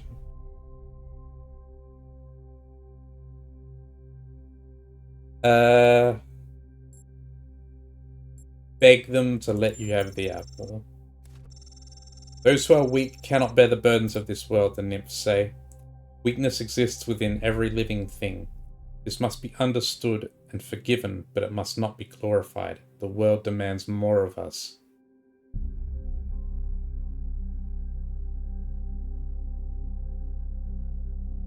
I don't have this knowledge, so what if I say this? Explain that the world needs you to succeed. You do not have this knowledge. Okay. Say that you are strong enough to bear it. You speak wisely of yourself, and you are right, the nymphs say, but do not forget that you are human, and others must bear this burden with you. You have gained a sigil. Journey to Olympus. Suddenly the voice of the Sphinx, her golden wings, her shadow cast. You need emergency shutdown. No, you must not do this, Pandora commands you. I have stopped you for a reason. If you complete your quest and ascend Olympus, everything will burn. So there's a Pandora in the system talking to me. Error. Point out that Pandora is destabilizing the whole system. Throw the sigils at Pandora. Error. Retry. Error. Error. Everyone you love will burn. The earth will burn. The sky will burn. The seas will burn. Access denied. Point out that Pandora is destabilizing the whole system. Pandora hesitates, then she sighs. You speak the truth, creature of clay. Even I cannot use the flame wisely. Access granted. I didn't see what the rest of that was. Terminating script Athena, initiating emergency shutdown, done.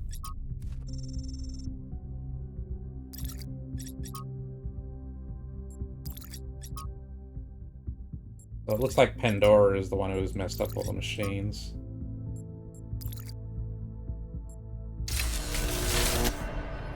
The flame is not yours to wield, creature of clay. Touch it, and you will burn.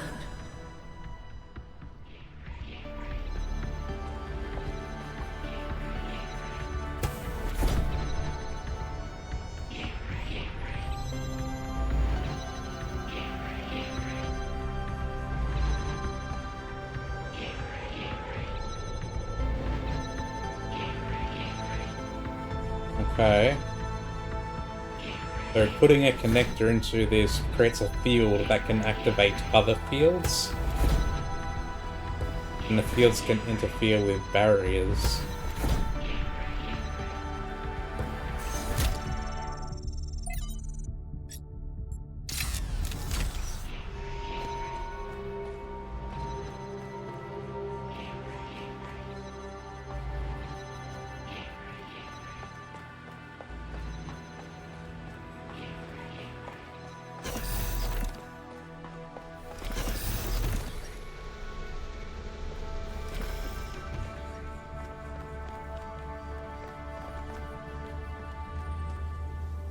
You know, dealing with this hyper-advanced technology is quite challenging enough without the place also being bloody haunted. Did you figure out anything else about the generator? When I said it was outputting enough energy for 2 New Jerusalems, I wasn't kidding. It really was. And no emissions of any kind. I'd have to run more tests, but it seems like a perfect power source. But it was going, in your words, bananas. That's very promising. And then imagine what the megastructure can do. And what we could do with that kind of energy.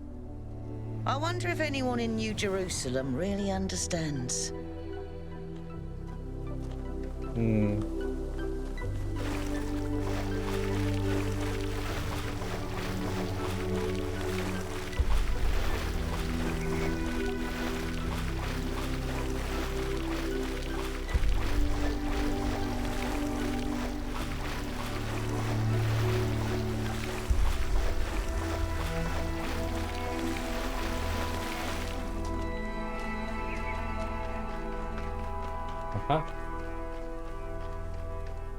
Cats.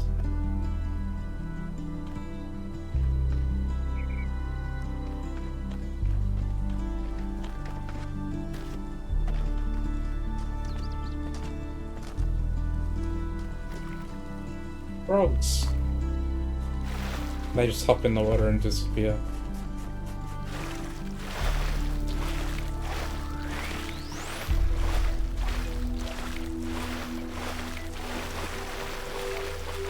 Aha!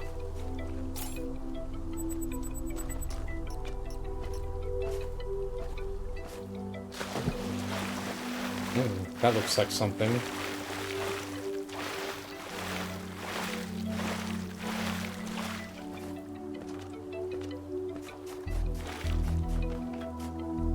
I will get the spark after I finish that puzzle. And I'll do the puzzle after I finish looking around.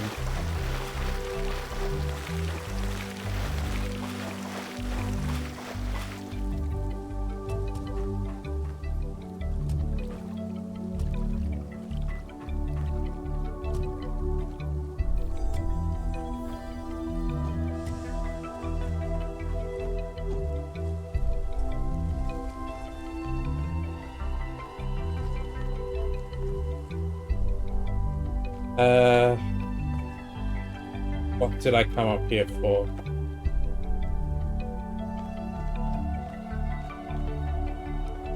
Is there meant to be something up here?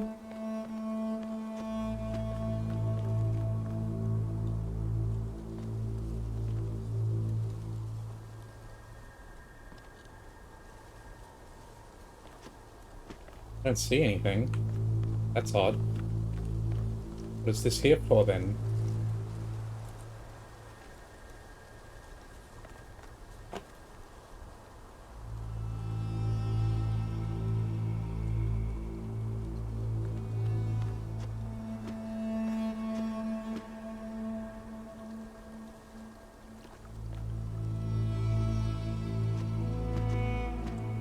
And that looks like way through to the next puzzles.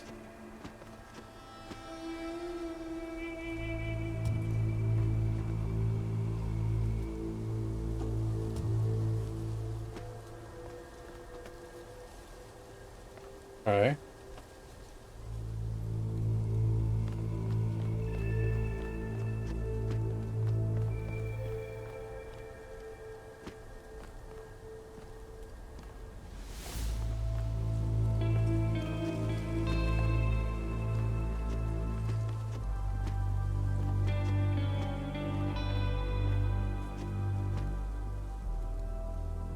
Maybe it's so I can...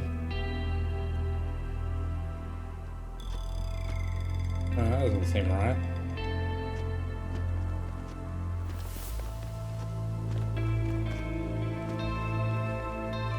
Yeah, nothing. How odd.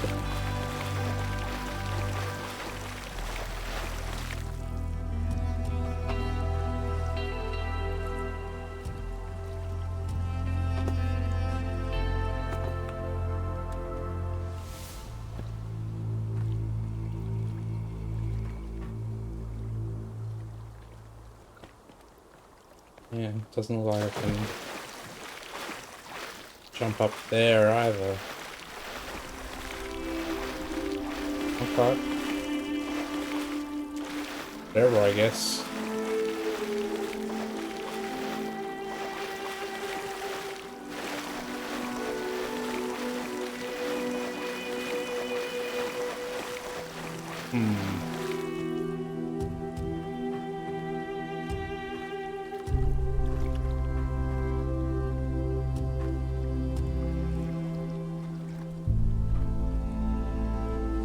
Aha.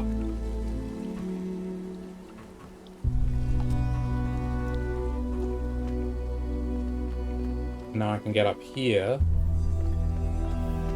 Ah, shit.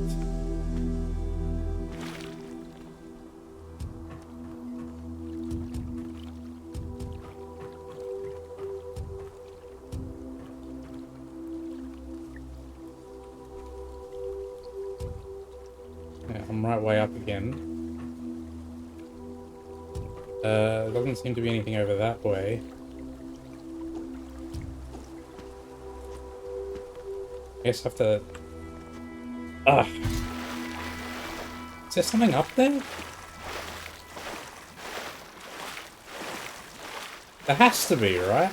Even if it's just an Easter egg.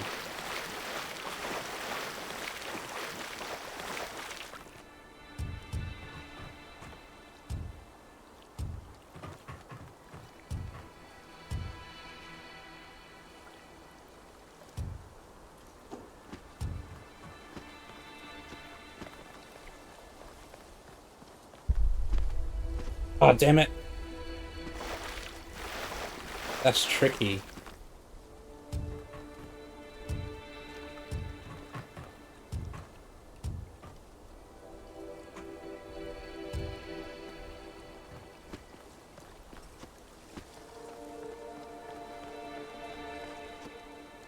No. Man, come on.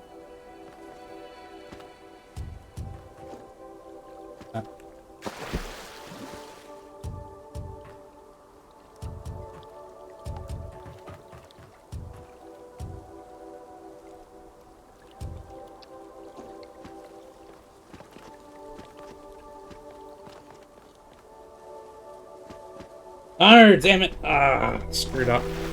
Looks like I can just sort of run onto that middle rock. No, come on.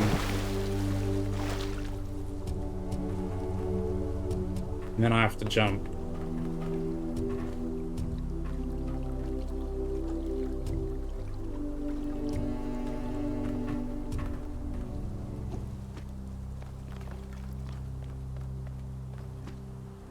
There we go.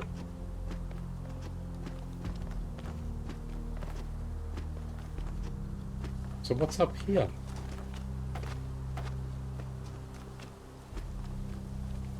Don't tell me it's nothing.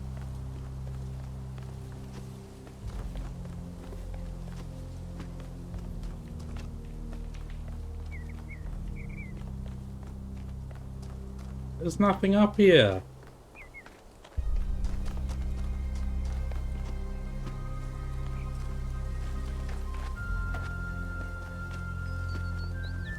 Want me to go drop down?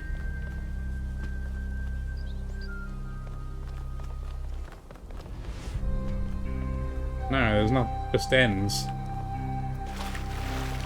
That's annoying.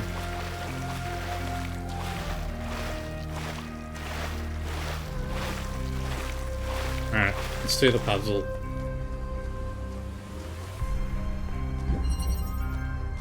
Stow away. Okay. Got a connector. We got 2 receivers. That thingy, the emitter is up there.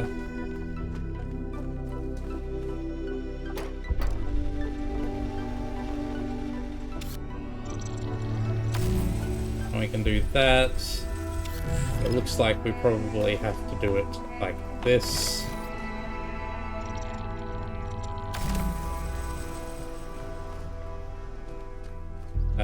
And I can take this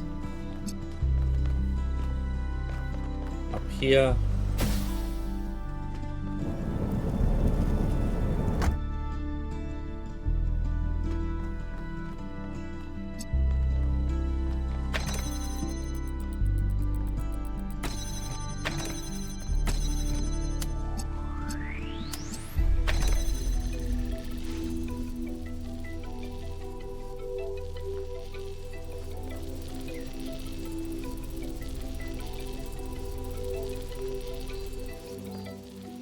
Okay, let's just get the block.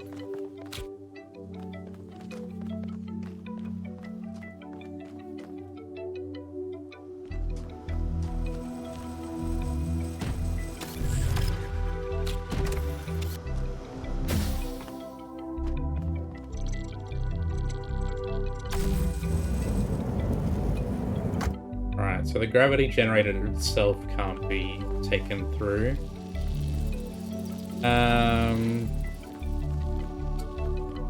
Could bring the block through, I guess.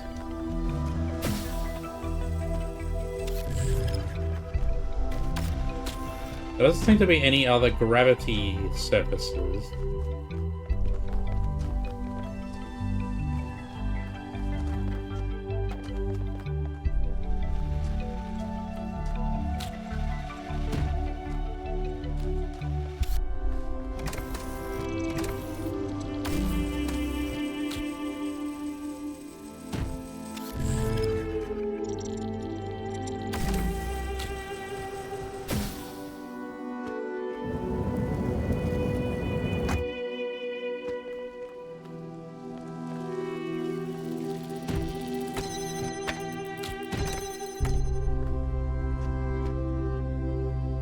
Doesn't let us...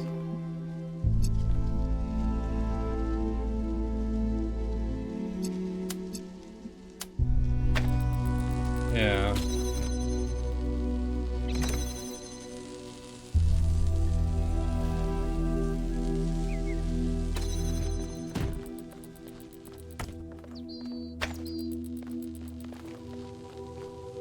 I can do it if I stand on it. But obviously I can't. I need to not be stood on it.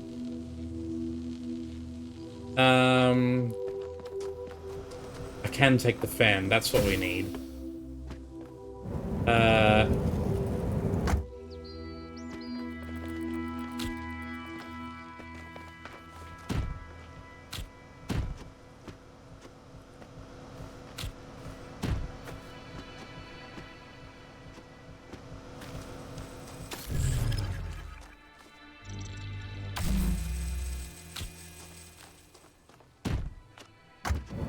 Aha.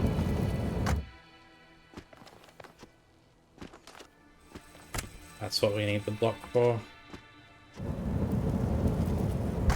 Alright. We can just put that there. And we're done.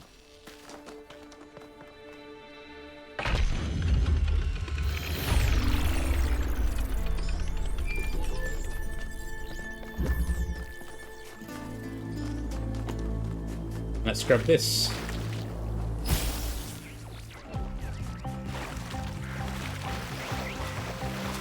Oh, this is what this little puzzle thing is for. It's gonna make me grab the spark through it. That's why it's here. The spark is gonna go up there, and I'm gonna have to use the platforms to grab it.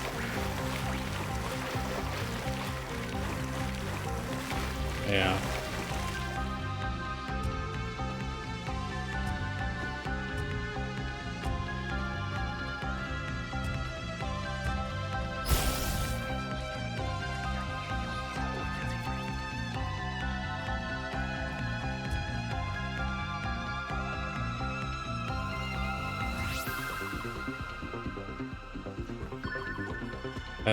Where'd it go? Over there. No! Ah, damn it.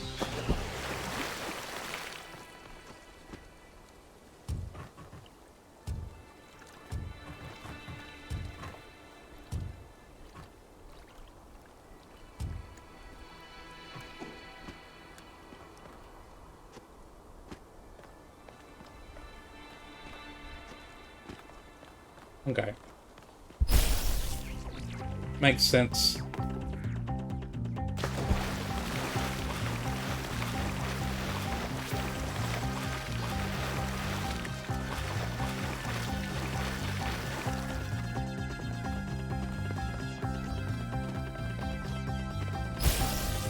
I don't think there are any more secrets left for me to find in this area. I've already found both of the artifacts and both of the sparks.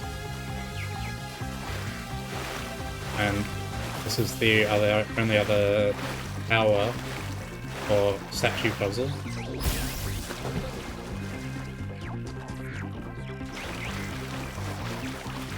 God, it's really taking the long way around.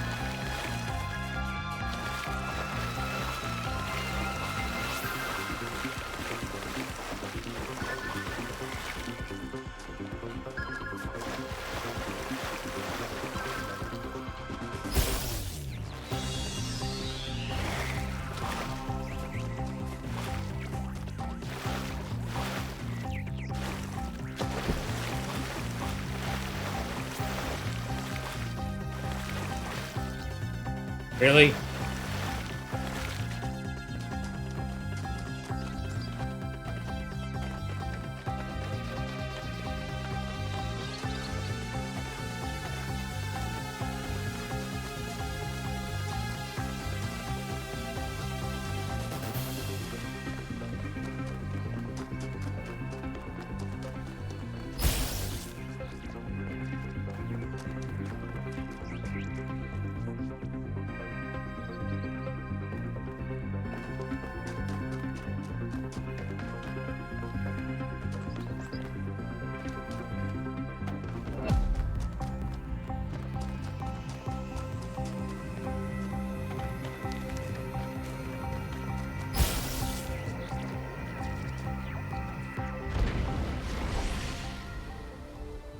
All right.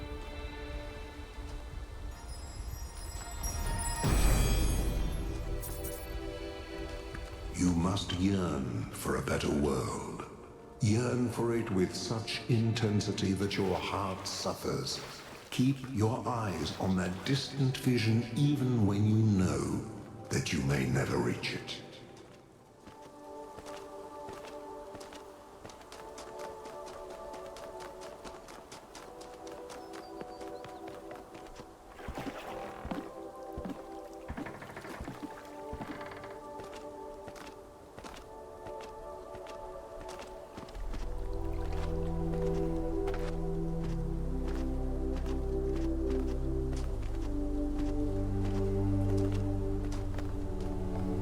Cool. I think so. All that's left is the last two puzzles.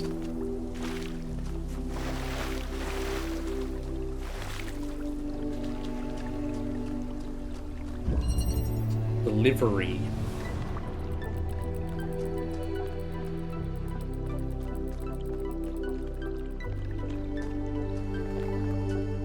Ugh. Some complicated stuff going on here. There's the solution. Okay. We can take the fan as well.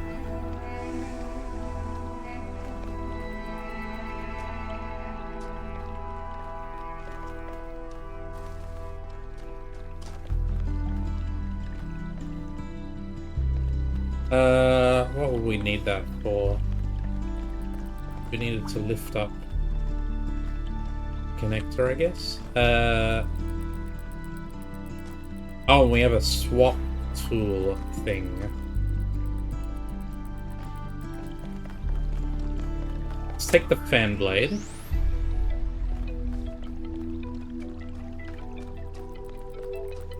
I'm gonna put it here. Okay, I can't connect these. Okay, that's the solution, so I definitely can't connect that. But I can connect this, which...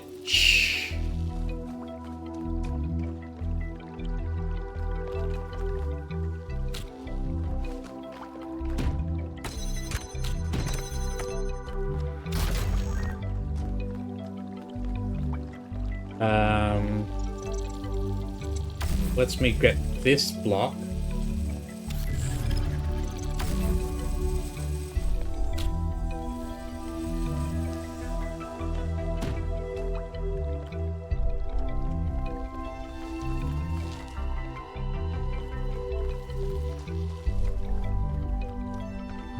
And I'm guessing I need to do...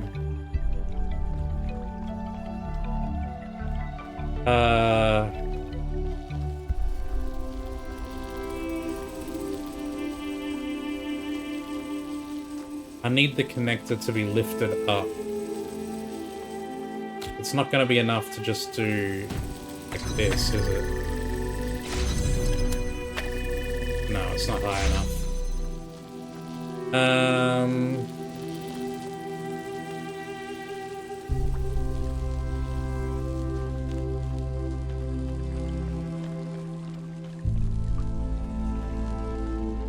I guess it looks like... Okay, I think I see what I have to do. First, I'm going to need the fan blade back.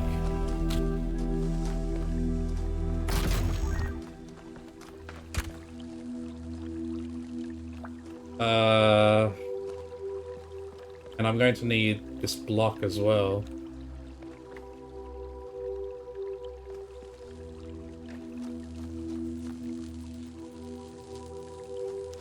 This is a problem. I need too many things.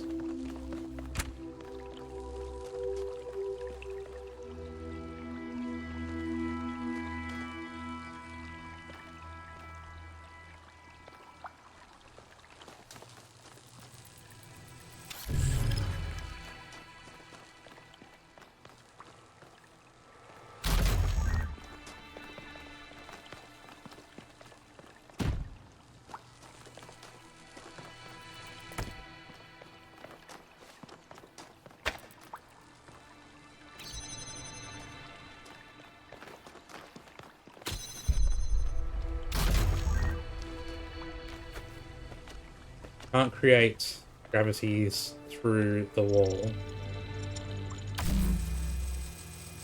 Like that. And now I no longer need the fan blade, so I can grab it.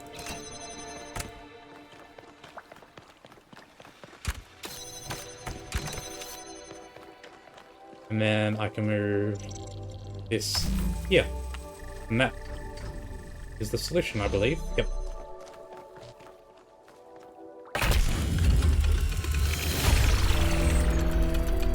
That was very smart, 1K. Sorry, I didn't mean to sound surprised. I mean, like, clearly you know what you're doing.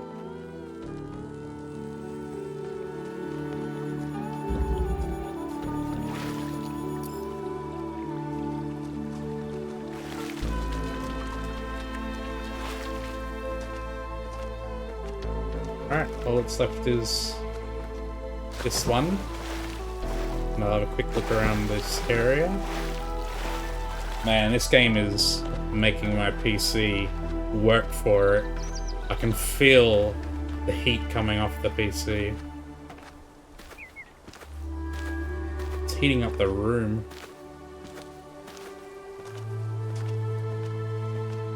Doesn't look like I can get up there.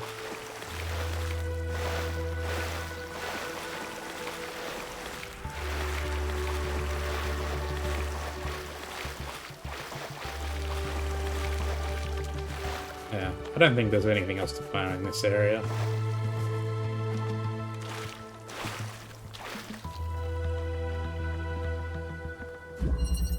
Step and release.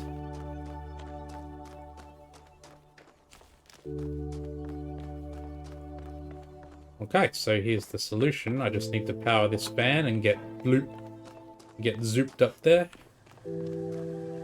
Got an accumulator. Looks like we need to power both of those buttons. And we need an item to swap for the gravity manipulator, thingy. And there's a jammer up there as well. So we're gonna need the fan blade.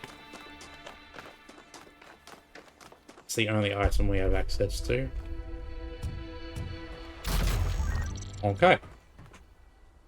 Now, what can I do with this? I can do this.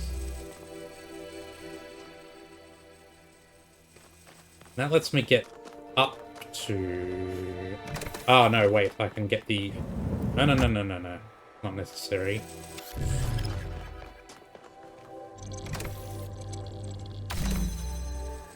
That brings the accumulator through.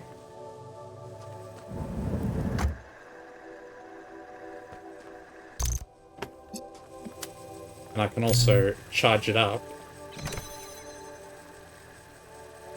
No? Oh, I need the jammer as well. Okay, so I don't need this anymore.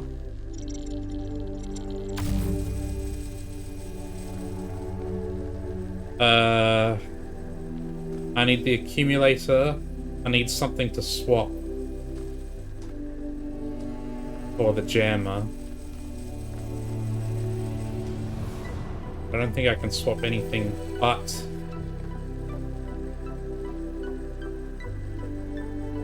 the accumulator.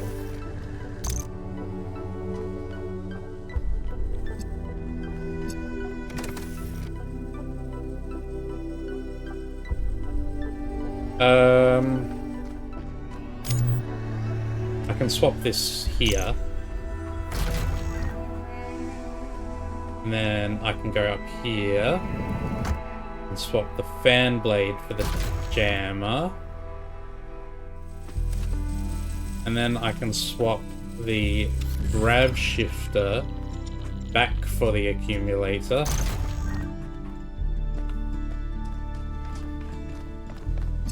Now I can do this and put this.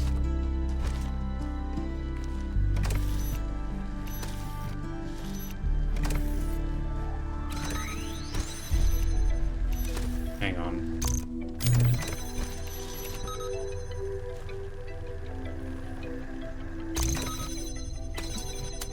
Do that there. That gives me that. And now I just need the fan blade back. But to get that, I am going to need the grav shifter.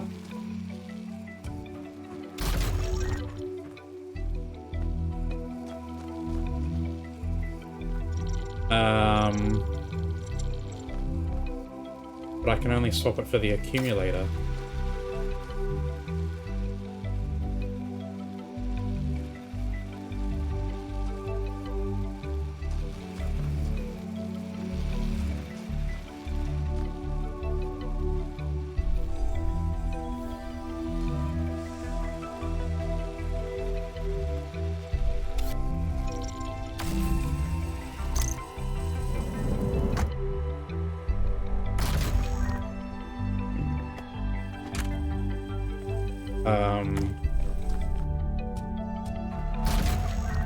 I guess we put the jammer back up there.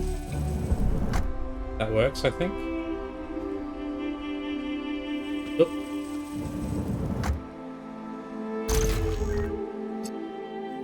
Okay.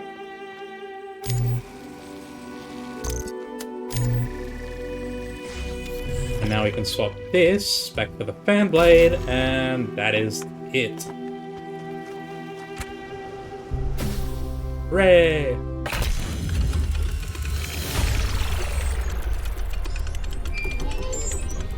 This area done. can go to the tower.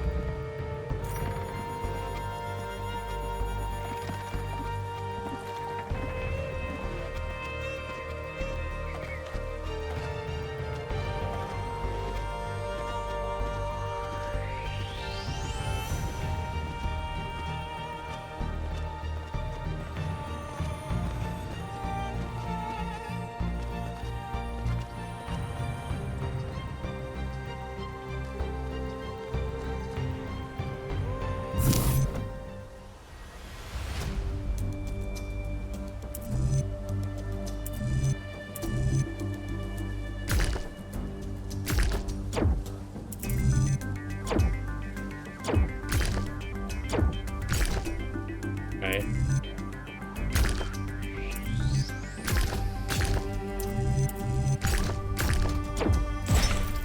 So that's the only move we can make here.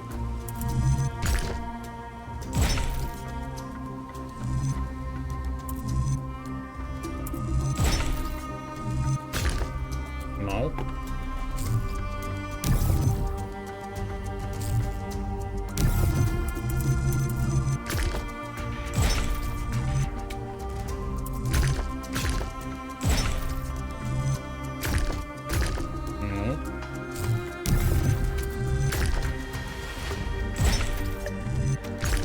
There we go.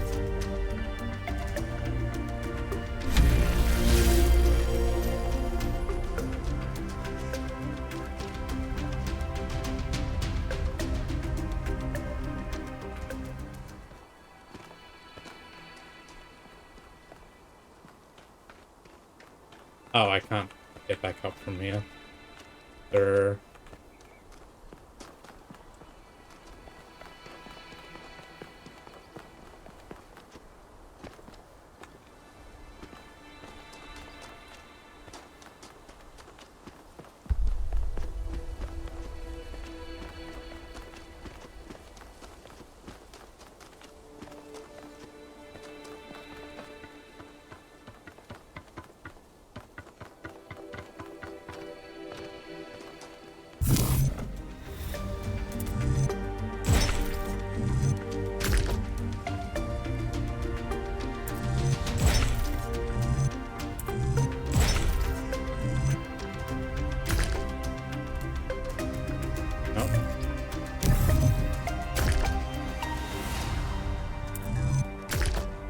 No?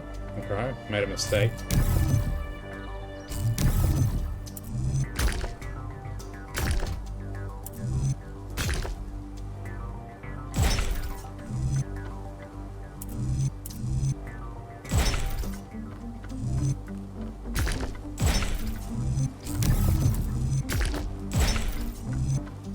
Oh, that's not it.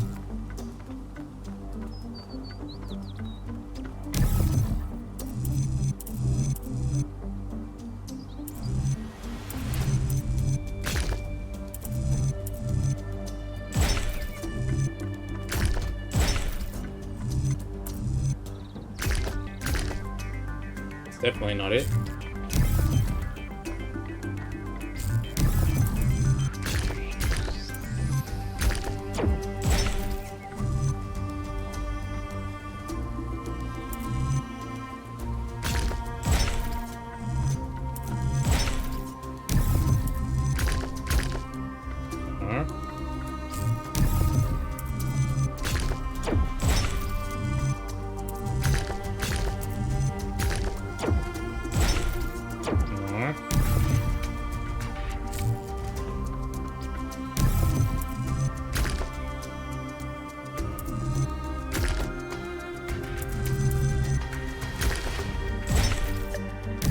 We can do this here.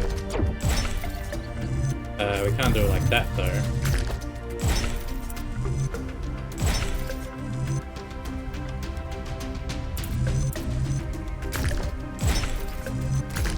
There we go.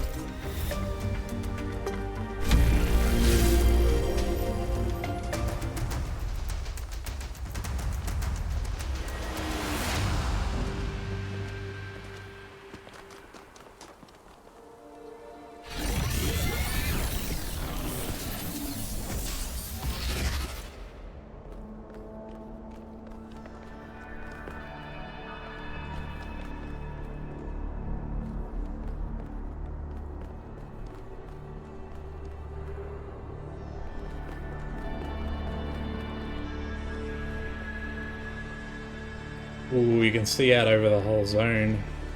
That's cool.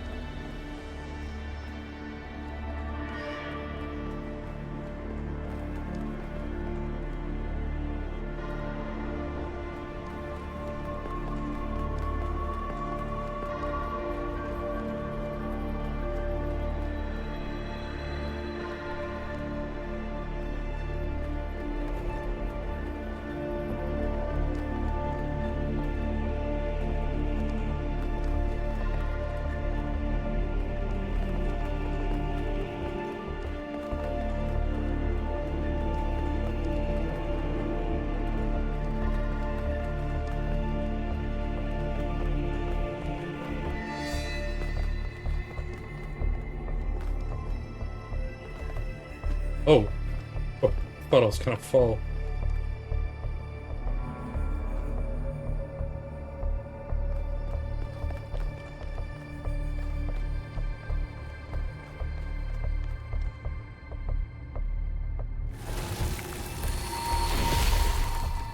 The philosopher Straton of Stagira had little respect for the gods, and instead placed his faith in Prometheus. Driven by hubris, he asked questions that must not be asked, and revealed secrets that should have remained hidden. It is said that for these offenses, he was put to death by the people of his city. Can you see the folly of his actions? It is never folly to pursue the truth, even as there is a cost. The folly was not his, it was the people who acted foolishly. There is no folly in pursuing the truth, it was only his methods that were mistaken. It was foolish of him to give his own life in pursuit of the truth. He should have respected the traditions and beliefs of his people. The folly was not his, it was the people who acted foolishly. Yet he was the one who broke their laws. Why do you judge them, and not him? Because he did not take a life, because unjust laws should be broken, because the truth is the only thing the future can be built upon.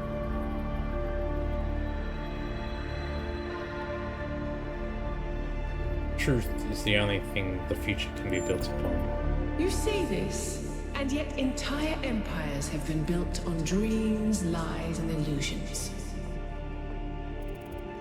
And where are those empires now? And they would have been better built on a foundation of truth. You're right, but we cannot keep lying to ourselves forever. Some dreams are truthful. But where are those empires now? They are ashes and dust. But do you truly believe that a world built on truth would fare differently? Yes, it's worth trying at least. Probably not, but it's worth building anyway. When you put it this way, it doesn't sound very likely. It's worth trying at least. I used to think so too. No. All is lost. Ooh, we almost got through to her there.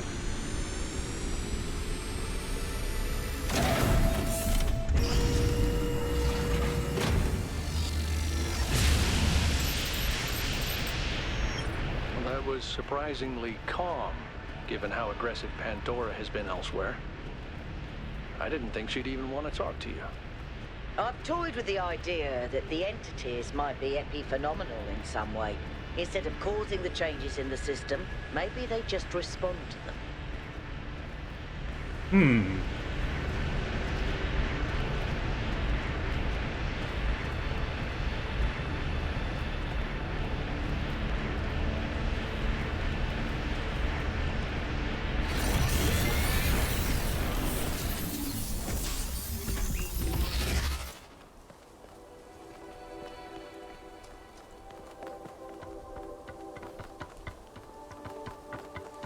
Unfortunately, that's about all I have time for today.